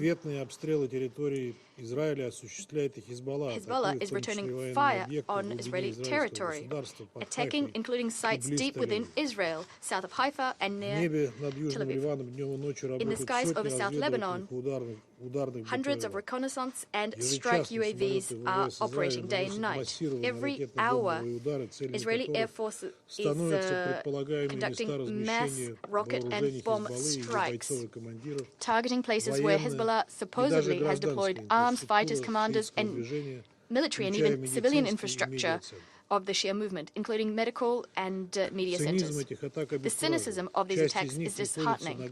Part of them are hitting densely populated neighborhoods in Beirut and other Lebanese cities. It would appear that West Jerusalem is not only flagrantly flouting the principles of international humanitarian law, but also viewing civilian losses as collateral damage. As we say in Russian, you can't chop wood without wood chips flying everywhere. During the 27th September bombing, as a result of which the Secretary General of Hezbollah, Mr. Nasrallah, was assassinated, 6 multi-story residential buildings and all of the people in them were reduced to a pile of rubble. Warnings addressed to the Lebanese about the need to evacuate this or that neighborhood or site are perfunctory. They cannot be executed. As a result, civilian losses are rising by the day, and civilian losses are many times greater than losses among the ranks of the Shia movement. We see no justification for further civilian victims, of which there are already several thousand. We stand in solidarity with the leadership and the people of the land of the Cedars, which has once again been subjected to Israel's military aggression, despite the fact that the land invasion of Lebanon has so far been circumscribed to a number of neighborhoods. Over 1 million people in South Lebanon have been forced to flee their homes and to become IDPs. Over 400,000 people managed to cross the border into Syria before the Israeli Air Force executed a targeted strike, destroying the road near the Masna border crossing, thereby blocking transport links between Beirut and Damascus. As far as we can tell, Israel has also conducted targeted strikes hitting UN peacekeepers. We all understand that this is a war crime and it deserves the most decisive reaction from all of us. Israel's military raids into Lebanese territory is resulting in fierce clashes with Hezbollah fighters, substantial losses on both parts, and Israeli pulling back to their initial positions. The forces are unequal. Israel has shown that it's ready to annihilate its opponent at any cost without any regard for civilian losses. In other words, the same scenario that we've seen in Gaza is now unfolding in Lebanon.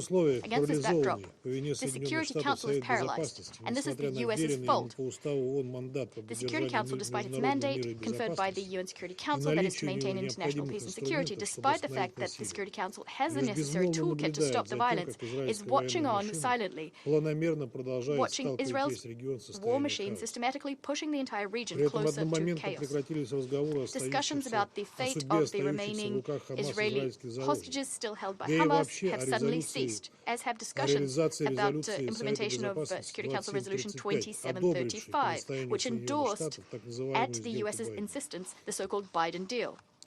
Our US colleagues are also less active on the Security Council. The US is nonetheless still blocking any attempts by Security Council members to adopt a decision that could help to achieve a ceasefire in the region. Israel is now going all in, despite its bitter experience of the 2006 campaign. Its US accomplices are compelled to do the same, to be guided by the principle of all or nothing. And in fact, the US's actions are circumscribed by the fast-approaching election. Now, it's clear what's going on here. The only question is, what should the Security Council do under the circumstances? We don't know about colleagues, but we remain convinced that an urgent ceasefire in the Gaza Strip is the main thing the Security Council should be pursuing. It should be followed by the de-escalation of the military and political situation, both in Lebanon and in the Middle East as a whole. We unswervingly maintain that it is only by addressing this cornerstone problem, that is the Palestinian issue, that we down the line can launch the comprehensive political settlement within the international legal framework, which is known to all. That's the only way to secure a sustainable and lasting peace in the Middle East.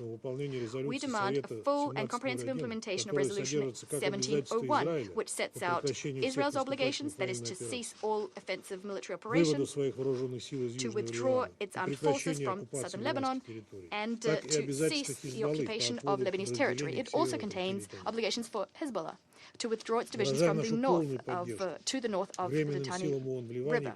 We fully support the UN interim force in Lebanon. We underscore the need to unswervingly ensure the security of peacekeepers, which are being subjected to unpredictable risks due to Israel's presence on the blue line. To tackle all of these issues, Russia stands ready to harness the entire and substantial arsenal of measures and means at the Security Council's disposal. We know what we will do, yet we're not so sure about certain colleagues on the Council. For some, they're trying to avoid putting their US ally in an uncomfortable position, and this is trumping all other considerations. The maximum that they're prepared to do is to deliver fine but empty speeches here in this chamber. Against this backdrop, on our side, we will continue making diplomatic efforts to de-escalate the situation and to prevent a catastrophic scenario for the entire Middle East. On the 3rd of October, the Russian Federation sent a humanitarian consignment to Beirut. We see many colleagues are doing the same. Nonetheless, humanitarian efforts clearly aren't enough, given that Israel and the US are pouring fuel on the flames of the most destructive escalation in the Middle East. They are impertinently violating international law and the UN Charter. And yet some, at the same time, are holding the Council hostage, having cast the veto 5 times to defend Israel's interests, and at the same time cynically ascribing the Security Council's ineffectiveness with the need to reform the Council. The Council's effectiveness is in our collective hands. It is within our reach to be effective. We can do this right now. We stand ready to work with everyone for whom the UN Charter and international law is more than empty words. Je remercie le représentant de la Fédération de Russie et je me permets maintenant de faire une déclaration en ma qualité de représentant de la Suisse. Et je voudrais, comme mes collègues, remercier la France d'avoir demandé cette réunion d'urgence. Like my colleagues, I'd like to thank France for having requested this emergency meeting, as well as Under-Secretary General De Carlo and Under-Secretary General Lacroix for their statements.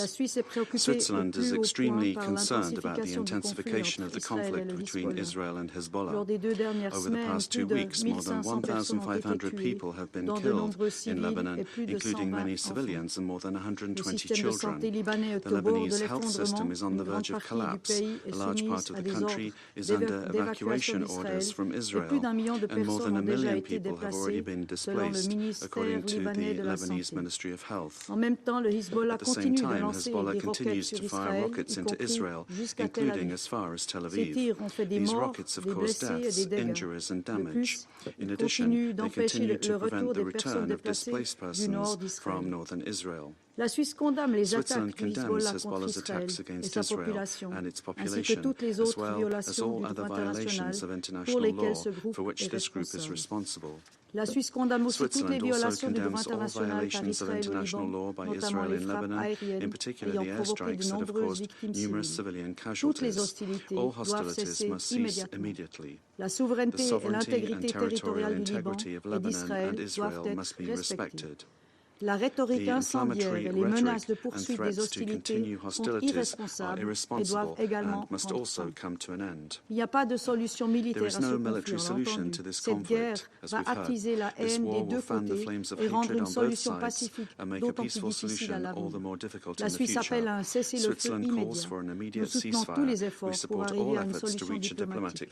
Toutes les parties doivent se réengager en vue de la mise en œuvre intégrale de la résolution 1701. Cette résolution est reconnue par tous et dresse le chemin pour résoudre les causes sous-jacentes du conflit. Le droit international humanitaire doit être respecté par toutes les parties en toutes circonstances. Les attaques à l'encontre des civils sont interdites. Les parties doivent en tout temps distinguer entre civils et combattants et prendre toutes les précautions possibles pour épargner les civils, y compris le personnel humanitaire. Nous rappelons que les infrastructures médicales et le personnel médical bénéficient en outre d'une protection spécifique. Il est inacceptable que de nombreux civils, y compris des secouristes, ainsi que du personnel médical, aient été tués. Nous rappelons que les attaques dirigées à l'encontre des civils et de l'infrastructure civile indispensable constituent des crimes de guerre sur lesquels les États compétents ont l'obligation d'enquêter et de poursuivre les suspects. Nous condamnons fermement les tirs des forces de défense israéliennes sur les positions de la FINUL qui ont fait des blessés aujourd'hui. La lumière doit être faite sur ces incidents et sur les responsabilités. Nous attendons des forces de défense israéliennes et du Hezbollah qu'ils garantissent la sécurité des troupes. En tant que fournisseur des troupes par l'intermédiaire de l'ONUST, la Suisse soutient pleinement la FINUL dans la mise en œuvre de son mandat et la décision de maintenir toutes les positions. De plus, nous saluons les efforts que la FINUL et l'UNSCOL continuent à livrer pour la déconfliction, pour réduire les tensions et assurer la liaison entre les parties. De même, nous saluons l'aide humanitaire fournie par les agences onusiennes, mais aussi par des ONG ou des volontaires. Hier, le gouvernement suisse a d'ailleurs signifié son intention d'allouer 7 millions de francs supplémentaires d'aide humanitaire pour répondre aux besoins de la population. Excellences, nous exhortons toutes les parties dans la région à la retenue, au strict respect du droit international et à œuvrer urgemment à la désescalade. Tout autre comportement peut conduire à un embrasement régional. Ce Conseil doit s'exprimer d'une voix unie pour obtenir un cessez-le-feu au Liban et soutenir les parties à retrouver la voie diplomatique. Faisons tout pour que les civils ne continuent pas à payer le prix de l'incapacité à trouver une solution politique et qu'ils puissent enfin vivre en paix et en sécurité. Je vous remercie. Je reprends maintenant mes fonctions de président. Le représentant des États-Unis a demandé la parole pour faire une autre déclaration. Je la lui donne. Thank you, Madam President. And I apologize for taking the floor, and I will be very brief, but I need to respond to the comments from our Russian colleague. Russia, as I've said many times, is in no position to criticize any country, given the atrocities it is committing on a daily basis in Ukraine. It is Russia that is in clear violation of the UN Charter. In fact, it has driven a stake through the heart of the Charter. So it's important for all of us to remember that. Russia would like us to forget it. We will not. Thank you. Je remercie le représentant des États-Unis et je donne la parole au représentant de la Russie. We've heard, Madam President, this many times before, getting a sense of déjà vu. The only thing we can say to the US, well, we're responding to their role in the Middle Eastern crisis. Je remercie le représentant de la Fédération de Russie et je donne maintenant la parole au représentant du Liban. السيدة الرئيسة Madam President, نشكر فرنسا على دعوتها لهذه الجلسة ونشكر رئاسة المجلس السويسرا على تلبيتها للطلب الفرنسي. كذلك نتقدم بالشكر من وكيلة الأمين العام للشؤون السياسية وبناء السلام السيدة ديكارلو ووكيل الأمين العام لعمليات السلام السيد لاكروا على الإحاطات القيمة.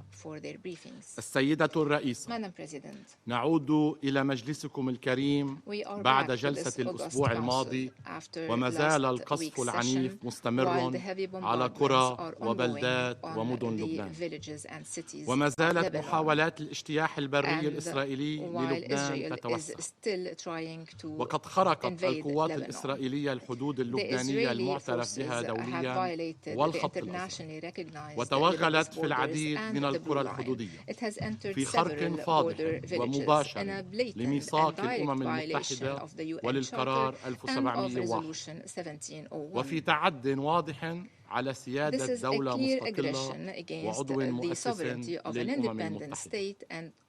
من هنا وجود إدانة هذا الاجتياح من قبل مجلسكم وإصدار قرار فوري بوقفه وتراجع القوات الإسرائيلية إلى الحدود المعترف بها دوليا والمؤكد عليها بموجب اتفاقية الهدنة للعام 1949.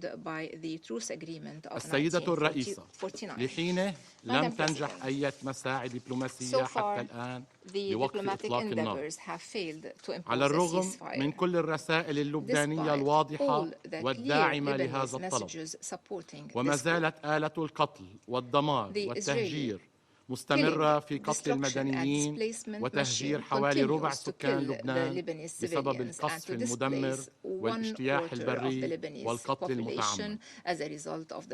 إن هول المأساة الإنسانية الناتجة عن انتهاك إسرائيل المطلق للقانون الدولي الإنساني يصعب وصفه، فقد بلغت أعداد الضحايا 2141 معظمهم سقطوا في الأسبوعين الأخيرين، يضاف إليهم 22 شهيدا و117 جريحا في آخر مجزرة حصلت اليوم مساء في قلب بيروت في أحد الأحياء السكنية الأكثر اكتظاظا. كذلك لم توفر إسرائيل البنية التحتية المدنية في عدوانها، فقد أخرج القصف الإسرائيلي عدة مستشفيات عن الخدمة وقطع معبر المصنع، وهو الرابط الأساسي بين لبنان وسوريا الذي يستخدمه آلاف النازحين اللبنانيين والسوريين الهاربين من هول العدوان. وتم قصف ناقل المياه الأساسي لنهر الليطاني الذي يستخدم لري مساحات واسعة من الأراضي الزراعية، واستهداف محيط قلعة بعلبك الرومانية الأثرية المدرجة على قائمة التراث العالمي لليونسكو. ونحن نتساءل، ما الفائدة العسكرية لضرب معبر حدودي حيوي ومحول مياه أساسي ومعلم أثري ثقافي تاريخي؟ كما نسأل اليوم، ما هي الغاية من استهداف الصحفيين وعمال الإغاثة والطواقم الطبية؟ هل هذه هي العملية الجراحية العسكرية الدقيقة التي يتحدثون عنها؟ السيدة الرئيسة، نشكر كل الدول الشقيقة والصديقة التي ساعدت لبنان في مواجهة هذه الأزمة الإنسانية، ولكم منا كل الشكر والتقدير. لكن حتى الآن ما زلنا بعيدين عن تأمين كافة الاحتياجات لإغاثة العائلات التي نزحت بفعل القصف الممنهج للمناطق السكنية. إن النداء الطارئ للبنان ممول بنسبة 12% فقط، بالرغم من أنه لا يتخطى 426 مليون دولار. ومن هنا نوجه صرخة للمجتمع الدولي بضرورة توفير الدعم العاجل والكافي للمساعدة على تلبية الاحتياجات. لبنان الذي قدم الكثير ضمن جهود المجتمع الدولي لمعالجة أزمة النزوح في السنوات 13 الأخيرة يستحق أن يجد المساندة الكافية له في هذه الساعات العصيبة. كما نشكر فرنسا على دعوتها لعقد مؤتمر دولي لدعم لبنان يوم 24 تشرين الأول القادم، وندعو جميع الدول للمشاركة بفعالية في هذا المؤتمر. السيدة الرئيسة، القصف والحرب والاجتياح لن يوفروا الأمن والأمان والاستقرار. وحدها الحلول الدبلوماسية وتطبيق القرارات الدولية والالتزام بالقانون الدولي والقانون الدولي الإنساني هي الوصفة المناسبة للانتهاء من هذه الحرب ووقف هذا العدوان. ويبقى القرار 1701 الذي يتمسك به لبنان بالكامل هو الحل الأمثل. كما يجدد لبنان التزامه بالمبادرة الأمريكية الفرنسية المعلن عنها بتاريخ 25 أيلول 2024 والمدعومة من دول عربية شقيقة وأخرى صديقة، والداعية إلى وقف فوري لإطلاق النار لمدة 21 يوما يتم خلالها معالجة المسائل الحدودية العالقة والتي تبلغنا موافقة إسرائيل عليها قبل أن تعود وتتنصل منها وتصاعد عدوانها. السيدة الرئيسة، نجدد الشكر لقوات اليونيفيل العاملة في الجنوب ونرفع القبعة لها احتراما لما تقوم به من جهود وما تقدمه من تضحيات وما تفعله في سبيل السلام في المنطقة، ونحيي مواقفها في مواجهة الضغوط المتزايدة عليها من قبل إسرائيل، ونثمن قراراتها الحاسمة والشجاعة بعدم الخضوع للابتزاز والضغوط الإسرائيلية للانسحاب من مواقعها. ونجدد شكرنا للدول 49 المشاركة في هذه القوات على التزامها الراسخ بحفظ السلم والأمن الدوليين. كما ندين الاعتداءات الإسرائيلية على مواقعها وانتهاك حرمتها ووضع أمن وسلامة عناصرها ومنشآتها في خطر محدق. وآخر هذه الاعتداءات اليوم حيث أطلقت إسرائيل النار على مقر ومواقع اليونيفيل متسببة بإصابة جنديين من اليونيفيل بعد أن أطلقت دبابة ميركافا إسرائيلية النار باتجاه برج المراقبة في مقر القوات في الناقورة. يؤكد هذا الاعتداء الخطير أن إسرائيل لا تستمع ولا تأبه ولا تكترث لنداءات الأمم المتحدة وأمينها العام، كما لا تهتم بمخاوف الدول المشاركة بعمليات حفظ السلام وهواجس المجتمع الدولي بأسره. من هنا ضرورة عدم تعريض حياة هذه القوات للخطر ووجوب حماية عناصرها وضمان سلامتهم وسلامة المنشآت التابعة لها. ما حدث اليوم من اعتداء مدان على قوات اليونيفيل ليس سوى حلقة جديدة تضاف إلى سجل إسرائيل الحافل باستهداف هذه القوات. السيدة الرئيسة، أكرر مرة أخرى أن شعب لبنان وحكومة لبنان هم ضد الحرب ومع الوقف الفوري لإطلاق النار في لبنان.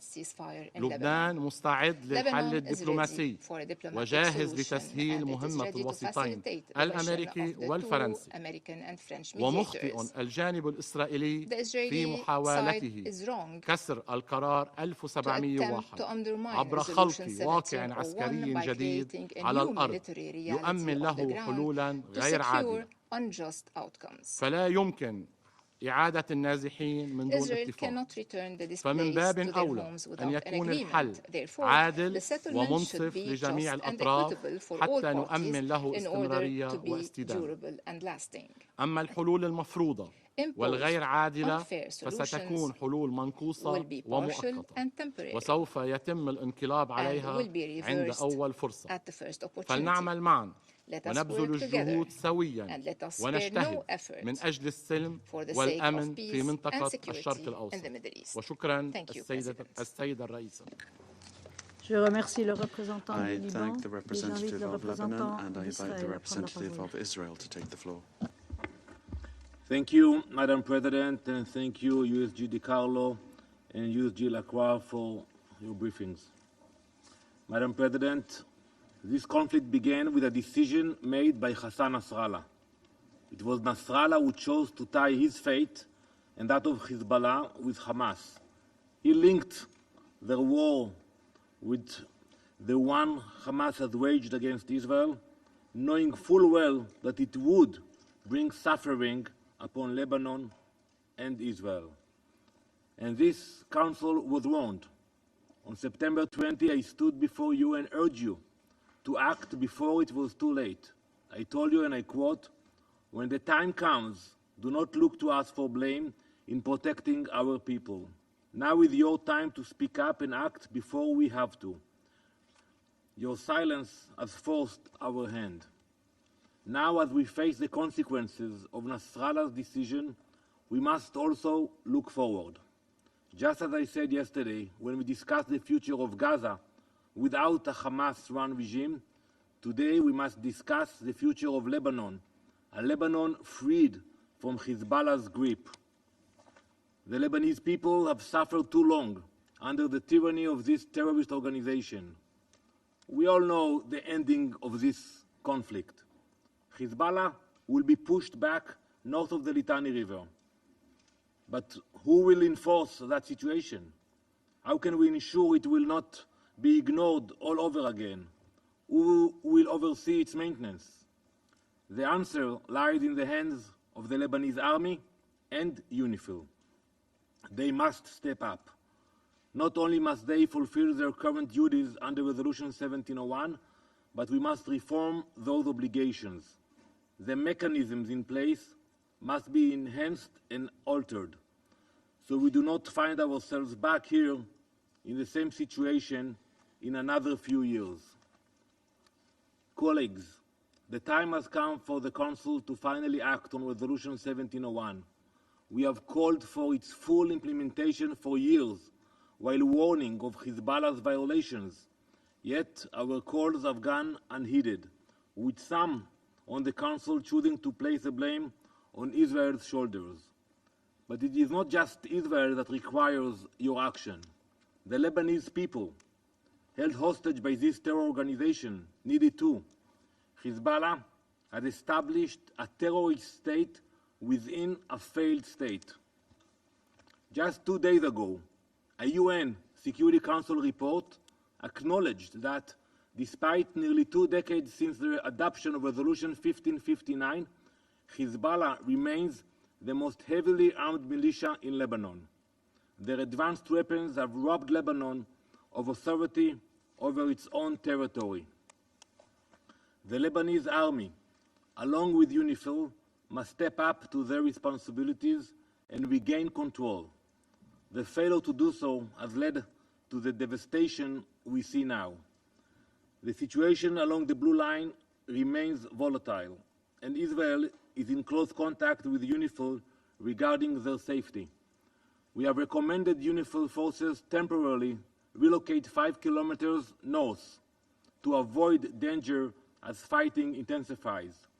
While UNIFIL has chosen to stay, Israel strongly urges them to reconsider this precautionary move to protect their personnel. Let me be clear. Israel has no desire to be in southern Lebanon.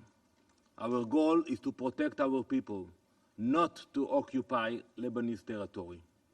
But to prevent this from happening again, the Council must ensure the right mechanisms are in place for the Lebanese army and UNIFIL meet their obligations.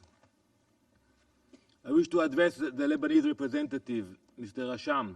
I have listened to your words and condemnations very carefully. But the truth is, you should be sitting next to me, not next to the Iranian representative. Because whether you can admit it or not, Israel, Lebanon, and the free world are on the same side against the Islamic regime of Iran. Do you not wish to see your nation once again establish its own sovereignty? Do you not wish to chart your own course rather than pay the price for Hezbollah's war? Do you not wish to see your people prosper rather than suffer at the hands of Iranian proxies? All of us should declare, shoulder to shoulder, that Iran must keep its blood-stained hands of Lebanon. Again, I listen to when you speak very carefully what you have said today and in the past, that Lebanon is for the Lebanese people, that your people and government reject war and want Resolution 1701's implementation. I could not agree more. And I would like to approach the Lebanese people. I will do it in Arabic. أتوجه للمواطنين اللبنانية وأقول I would like to address the Lebanese citizens and say the land of Lebanon is for the Lebanese only and it is not for the Iranians. To the people of Lebanon I say this: Lebanon belongs to the Lebanese, not to the Iranians. Today the Lebanese people and their government have the perfect opportunity to throw off the yoke of Hezbollah's terrorism, free your people from their tyranny, reclaim your sovereignty, and banish Iran's destructive influence from your borders. Colleagues, beneath the earth, hiding from the worldview, we discovered a Hezbollah tunnel that intruded into Israeli territory. This was not an isolated act.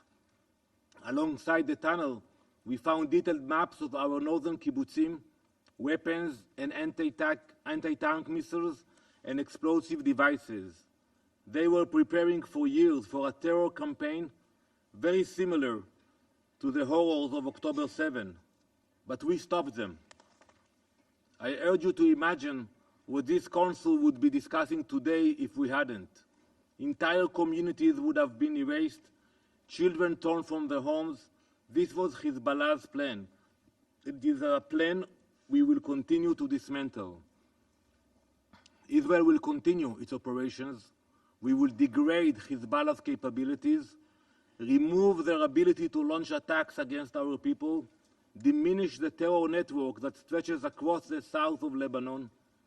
Our soldiers are now in the field along the border in Lebanon, exposing and dismantling Hezbollah's infrastructure. Hezbollah has brought this upon itself. And while Israel will do what it must to protect its people, this council must do what it was created to do: ensure international peace and security. Resolution 1701 and 1559 must be enforced. We are fulfilling our obligations to ensure this, and the council must support us in our efforts. We have over 70,000 internal refugees because of Hezbollah's rockets. 70,000 children who should be safe in their homes, playing in their backyards, learning in classrooms, are now displaced within their own country. And yet, despite the horrors, this council stood silent as we pleaded for action. Council members, look to the future and the reality we all strive for: a future without Hezbollah terrorizing Israel and Lebanon, a sovereign Lebanon, and a future of calm. If this is the future you truly seek, there is only one path forward: implementing Resolution 1701 and 1559. Demand that the Lebanese army and UNIFIL finally fulfill their obligations and take up the tasks they are mandated to carry out. Support Israel in our necessary operations to push Hezbollah back to the Litani River. Let this be the day when you do not remain silent. Let this be the day when you stand with Israel and the Lebanese people against the forces of terror. Let this be the day you choose action over silence. I thank you, Madam President. Je remercie le représentant d'Israël et je passe la parole au représentant de la République islamique d'Iran.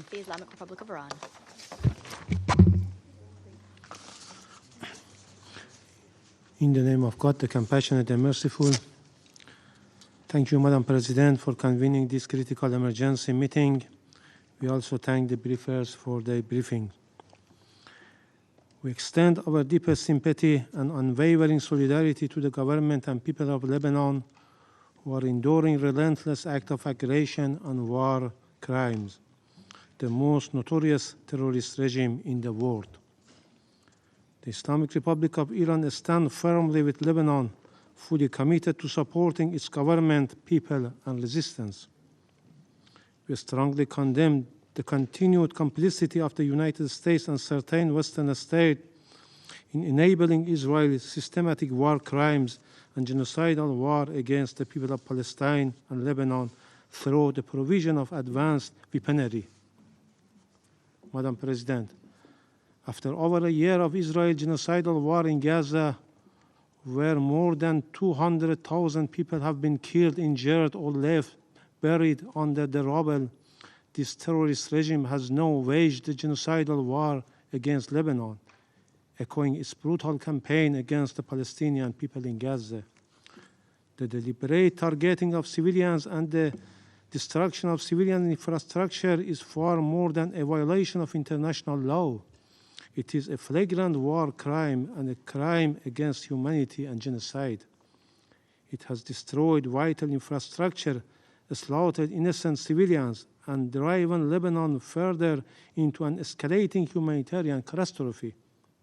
Madam President, the people of Lebanon are victims of a systematic campaign of terror and violence premeditated by Israel to cripple the nation, erode its sovereignty, and inflict lasting suffering on its people. Israel is now a serious threat to international peace and security. Its ongoing aggressive acts of terror and atrocities now threaten to plunge the entire region into all-out war. The Security Council, entrusted with the responsibility of maintaining international peace and security, cannot afford to turn a blind eye to these atrocities. This Council has a moral and legal obligation to intervene. It should not allow Israeli war crime to go unchecked under the guise of self-defense or security, a justification repeatedly pushed by the representatives of the United States and United Kingdom in this chamber. The unchecked impunity with which Israel continues to violate international law is a stain on our collective conscience. Madam President, with unwavering backing from the United States under the so-called ironclad support, officials of the Israeli regime are emboldened. Their heinous crimes are not only excused but actively rewarded, and their atrocities are shamelessly normalized before the world. They are counting on the United States' support in their further sinister campaign of terror and destruction. Madam President, despite the Lebanese government, including Hezbollah, agreeing to a joint 21-day temporary ceasefire proposal, Israel presently rejected it by launching a large-scale aggression on Lebanon, cruelly targeting innocent civilians. To sabotage any chance of a ceasefire, the regime assassinated Sayyid Hassan Nasrallah, the Secretary General of Hezbollah, a prominent figure in the Islamic world and a critical factor for peace and stability in Lebanon. He was the best remaining hope for advancing the ceasefire process. This cowardly assassination served as a grim reminder of Israel's earlier abhorrent act of terror, the assassination of Mr. Ismail Haniyeh, political leader of Hamas in Tehran. That assassination shattered any hope of ceasefire for Gaza. This heinous act exposed Israel's true intention that this regime has no interest in peace or a ceasefire. Its real objective is only to provoke a full-scale war across the region. Madam President, distinguished member of the Council, Lebanon stands on the brink of humanitarian collapse, and the international community must not allow this catastrophe to worsen. It is imperative that humanitarian aid flows unimpeded to the Lebanon. The international community must provide immediate financial and logistic support to ensure the essential supplies reach to the affected population. The very credibility of the Council is at stake. We demand immediate action. We call for an immediate ceasefire. The ceasefire is not a request, but a necessity. Further, we urge the Council to hold accountable Israel for committing such genocidal war and atrocities against the people of Lebanon and Palestine. This Council must send an unequivocal message. The ongoing Israeli occupation and aggression must end. Israel must fully implement Resolution 1701. A just resolution to the crisis requires the recognition of Lebanon's sovereignty and independence, the end of Israel's illegal occupation and aggression, and respect for international law and the UN Charter. Thank you. Je remercie le représentant de l'Iran et je donne maintenant la parole à son Excellence Stavros Lambrinidis, chef de la délégation de l'Union européenne auprès de l'Organisation des Nations Unies. Thank you very much, Madam President. The Middle East is on the verge of a complete conflagration, and the people in the region are more insecure than ever, caught in an unending cycle of violence, hatred, and revenge. More than 1 year after the brutal terrorist attack of Hamas on Israel, we reiterate our call for the full implementation of all UN Security Council resolutions, including 2735, which would lead to an immediate ceasefire in Gaza, the release of all hostages, a significant and sustained increase in the flow of humanitarian assistance throughout Gaza, and an enduring ceasefire and end to the crises, with Israel's security interests and safety for Palestinians, civilians assured. We deplore all loss of civilian lives and note with utmost concern the unacceptable number of civilian casualties, especially children, as well as the catastrophic levels of hunger and imminent risk of famine caused by the insufficient entry of aid into Gaza. In exercising its right to defend itself, Israel must fully comply with its obligations under international law, including international humanitarian law, in all circumstances.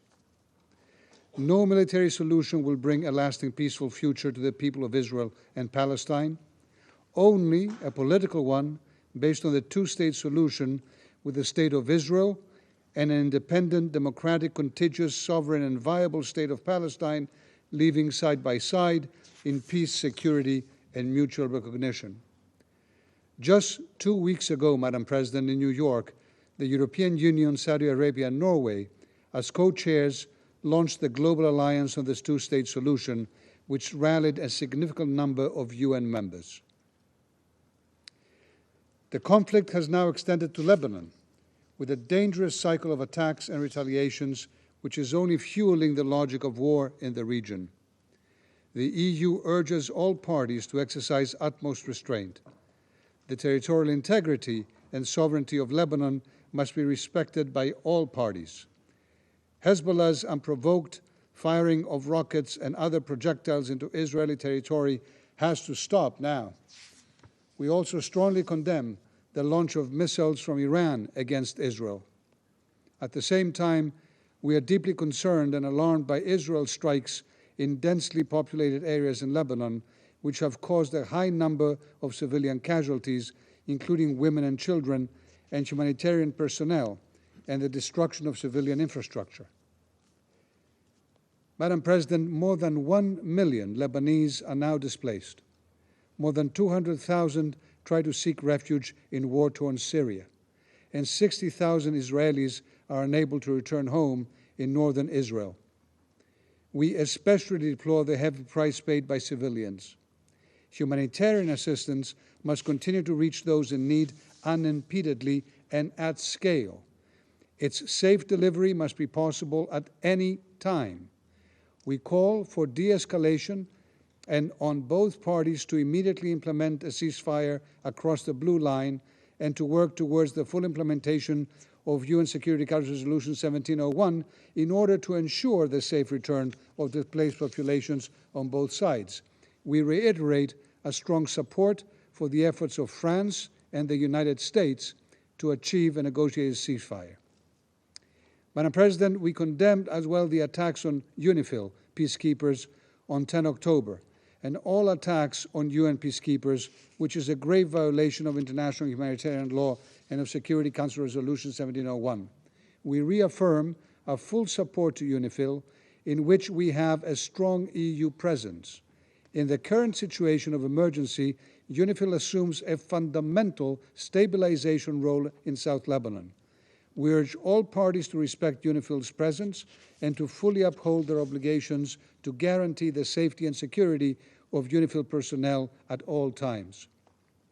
The European Union strongly supports the state institutions of Lebanon, including the Lebanese Armed Forces, which are a key element for the full implementation of 1701. The EU stands ready to help Lebanon to get out of its political impasse. A few days ago, the European Union adopted assistance measures under the European Peace Facility worth €15 million to support the Lebanese Armed Forces, which brings the total support to €21 million. We also announced a further €40 million in humanitarian aid to help those most in need in Lebanon, bringing humanitarian assistance to the country to $104 million this year alone. Lastly, we have also launched a humanitarian bridge from Cyprus to support people affected by the ongoing situation in Lebanon. EU member states also count bilaterally among the largest humanitarian donors worldwide.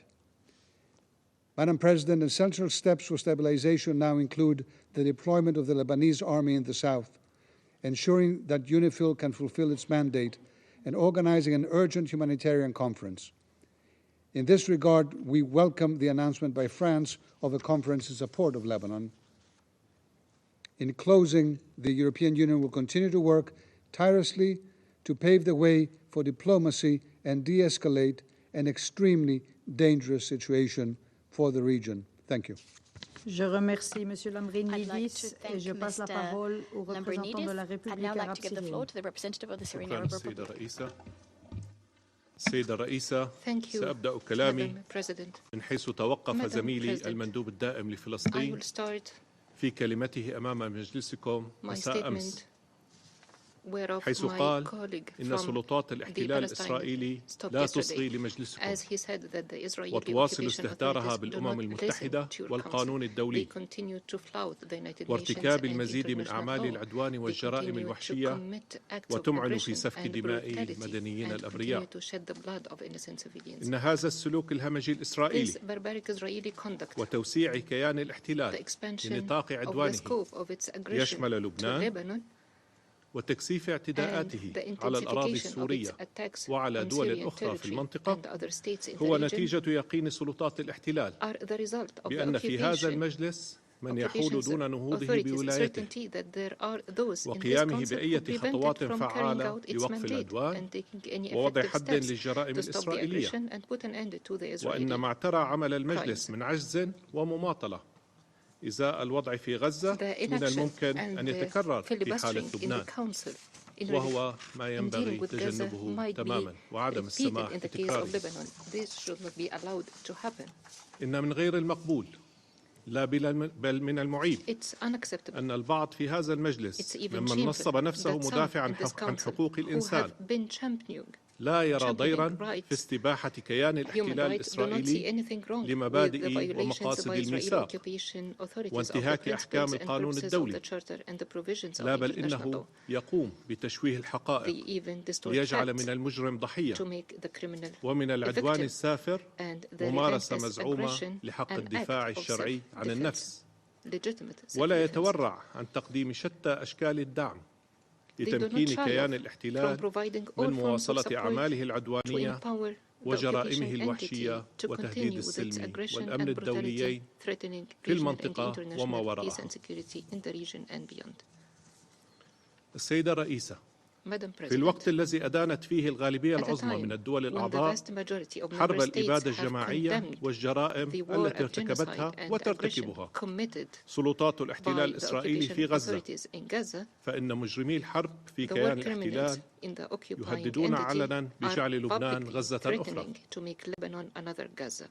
لذا فإن المطلوب من المجلس اليوم ليس مجرد الاكتفاء بعد أيام العدوان، ولا إحصاء أعداد الضحايا، وإنما التحرك الفوري والجاد لوقف العدوان الإسرائيلي الهمجي على لبنان، والذي استهدف آلاف المدنيين الأبرياء والصحفيين والطواقم الطبية والإنسانية، ونشر الموت والدمار في مناطق بأكملها، وسوى أبنية وأحياء سكنية بالأرض، وهجر مئات الآلاف من قاطنيها داخل وطنهم لبنان وإلى بلاد سوريا.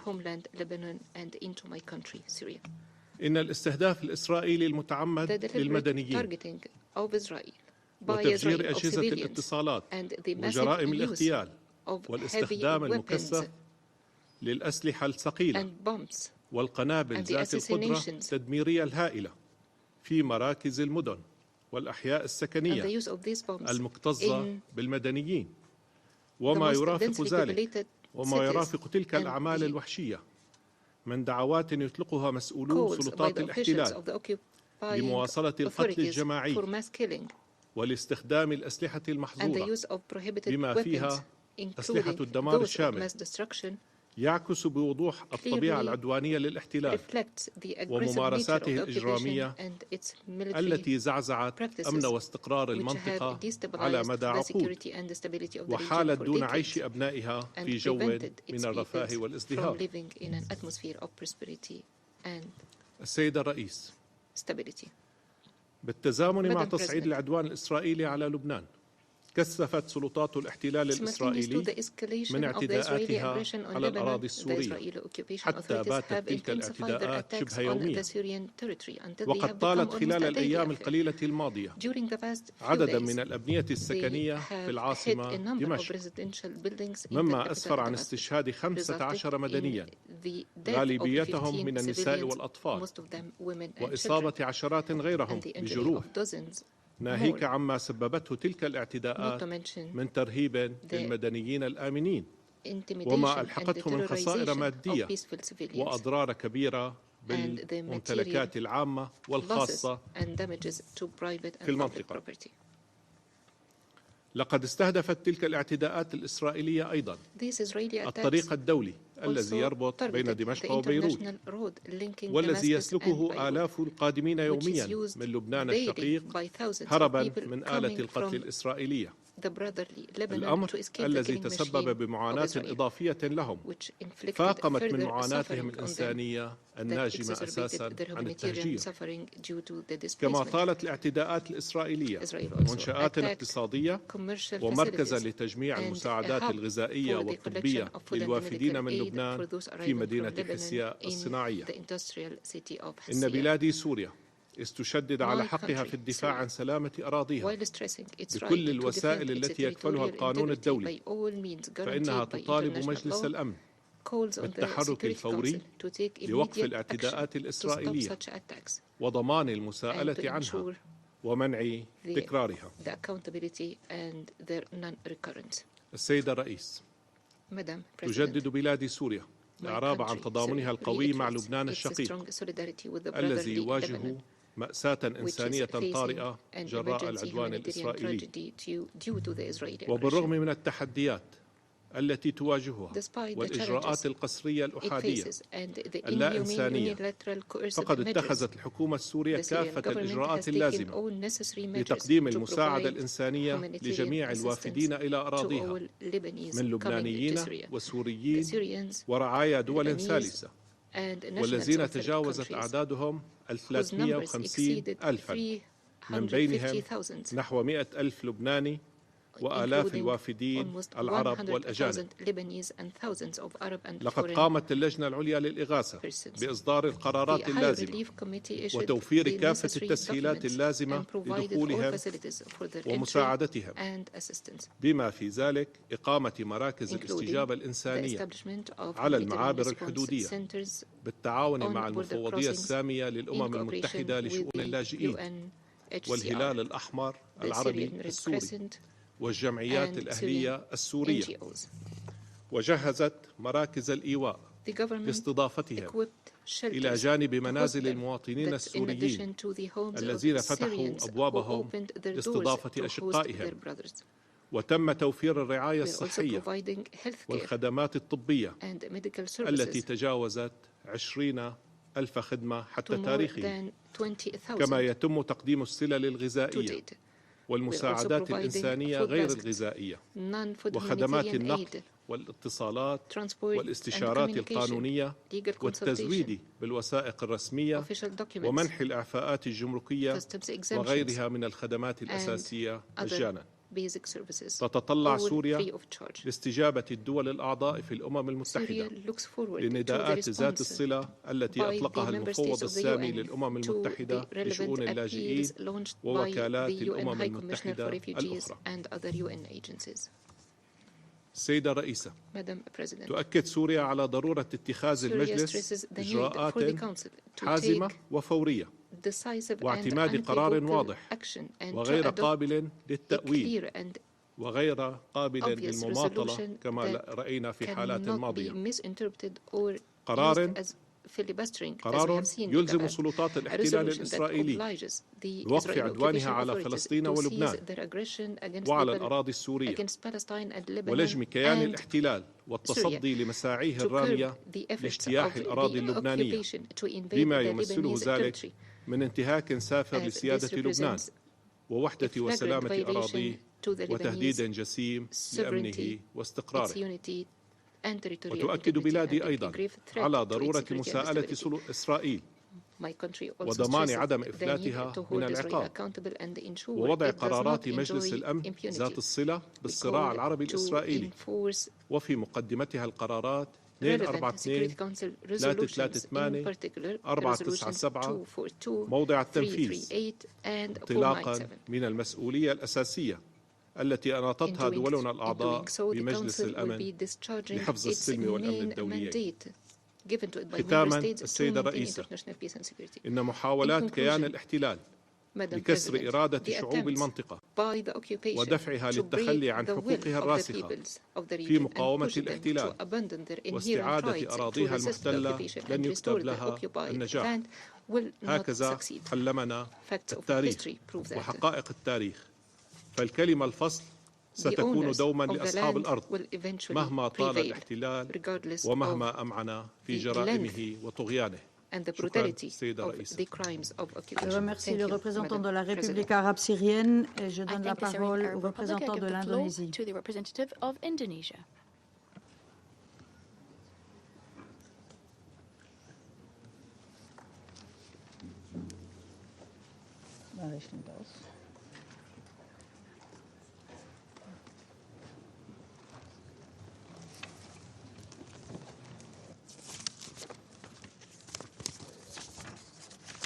Thank you, Madam President.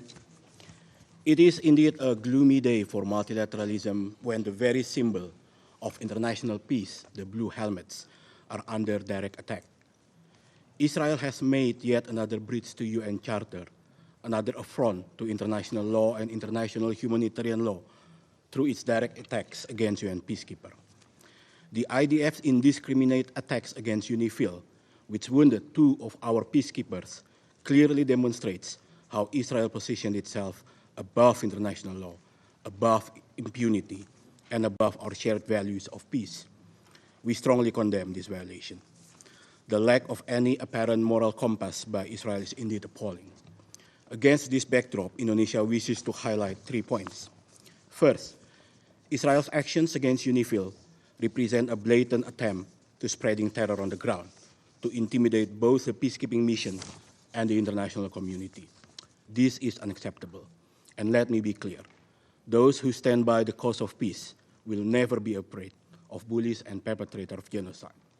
We remind the Israeli forces and all actors of their obligations to ensure full protection of UNIFIL personnel and UN properties. Second, Israel's ongoing defiance of international law demands immediate action. The attacks came amidst a broader pattern of violations of UN Security Council Resolution 1701 by Israel. This includes repeated incursions into Lebanese territory, violating Lebanese sovereignty and territorial integrity. As clearly recorded in the UN Secretary General's report on the implementation of the resolution, from February to June alone, 1,551 air violations were launched by the IDF. The persistence of these violations of international law without any meaningful consequences is a matter of serious concern, undermining the credibility of international legal order and undermining the credibility of this very council.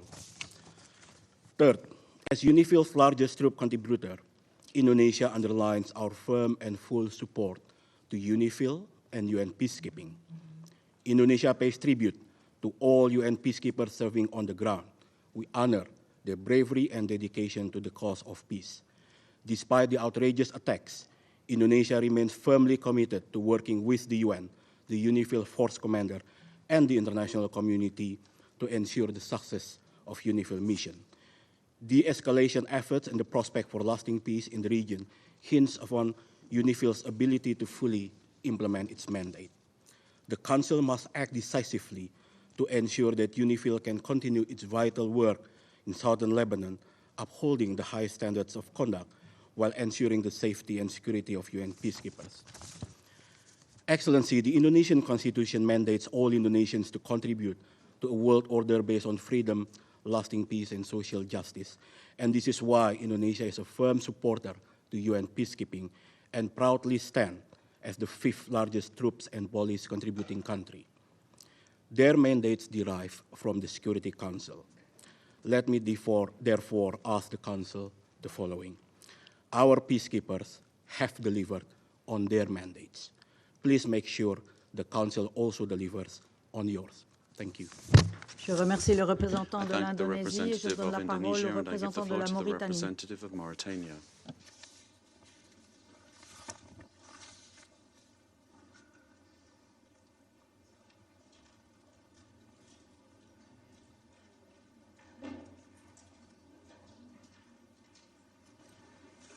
سيدة الرئيسة في البداية Madam President, أود أن أشكر بعثة فرنسا allow me at the على outset to الدعوة thank لهذا France الاجتماع for having كما أود convened شكر this السيدة meeting.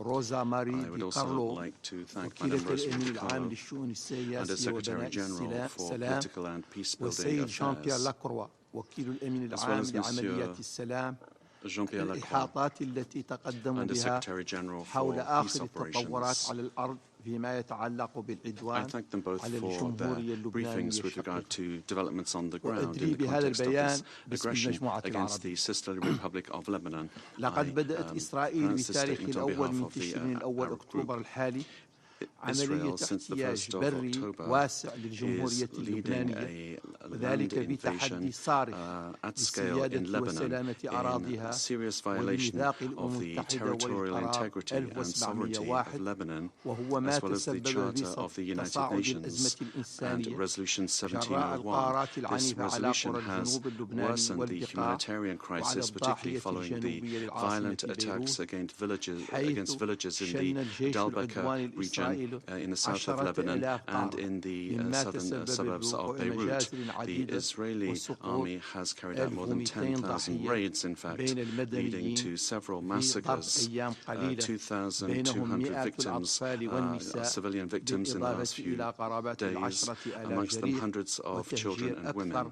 من مليونين 10,000 مدنيين other people بينهم have been 400,000 wounded and 2 million السيد people have been الرئيس displaced, لم تستثني including الاعتداءات 400,000 children. الإسرائيلية وبالضبط كما Madam حدث في President, قطاع غزة the Israeli طواقم aggression الصحية and والإنقاذ is just بما like بها what's happening العاملين in the بالأمم Gaza المتحدة Strip. كذلك Medical and الصحفيين humanitarian ثم workers and United المستشفيات Nations والدور staff and الإداري journalists have been وبذلك attacked. Hospitals أعداء and أنواع places of worship الأسلحة have been وفي attacked by خرق ضابط using the ومتكرر heaviest kinds of weapons in clear لمبادئ وقانون violation and القانون repeated الدولي.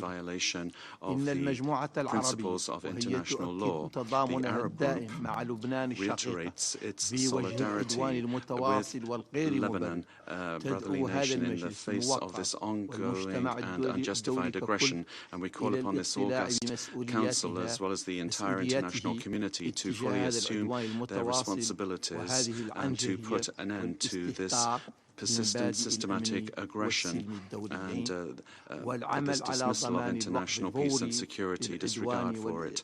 We will pursue efforts in order to put an end to these aggressions and attacks against civilians that are defenseless in Lebanon, and the attack against the sovereignty and territorial integrity of this country that is dear to us through the implementation principally of Resolution 1701. We call upon all member states to answer the urgent call issued by the United Nations to assist those that have been displaced. And here we welcome the role played by the United Nations on the ground, particularly through organizations for rescue and humanitarian assistance, through UNIFIL, and we condemn the attack that took place today. And in conclusion, we call for a continuation of our work in order to avoid a humanitarian and political disaster with serious consequences.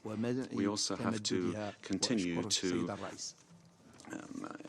ensure that we put an end to the war in Gaza and prevent its spread. I thank you, Madam President. I thank the representative of Mauritania. There are no more names inscribed on the list of speakers. I now invite Council members to informal consultations to continue our discussion on the subject. The meeting is adjourned.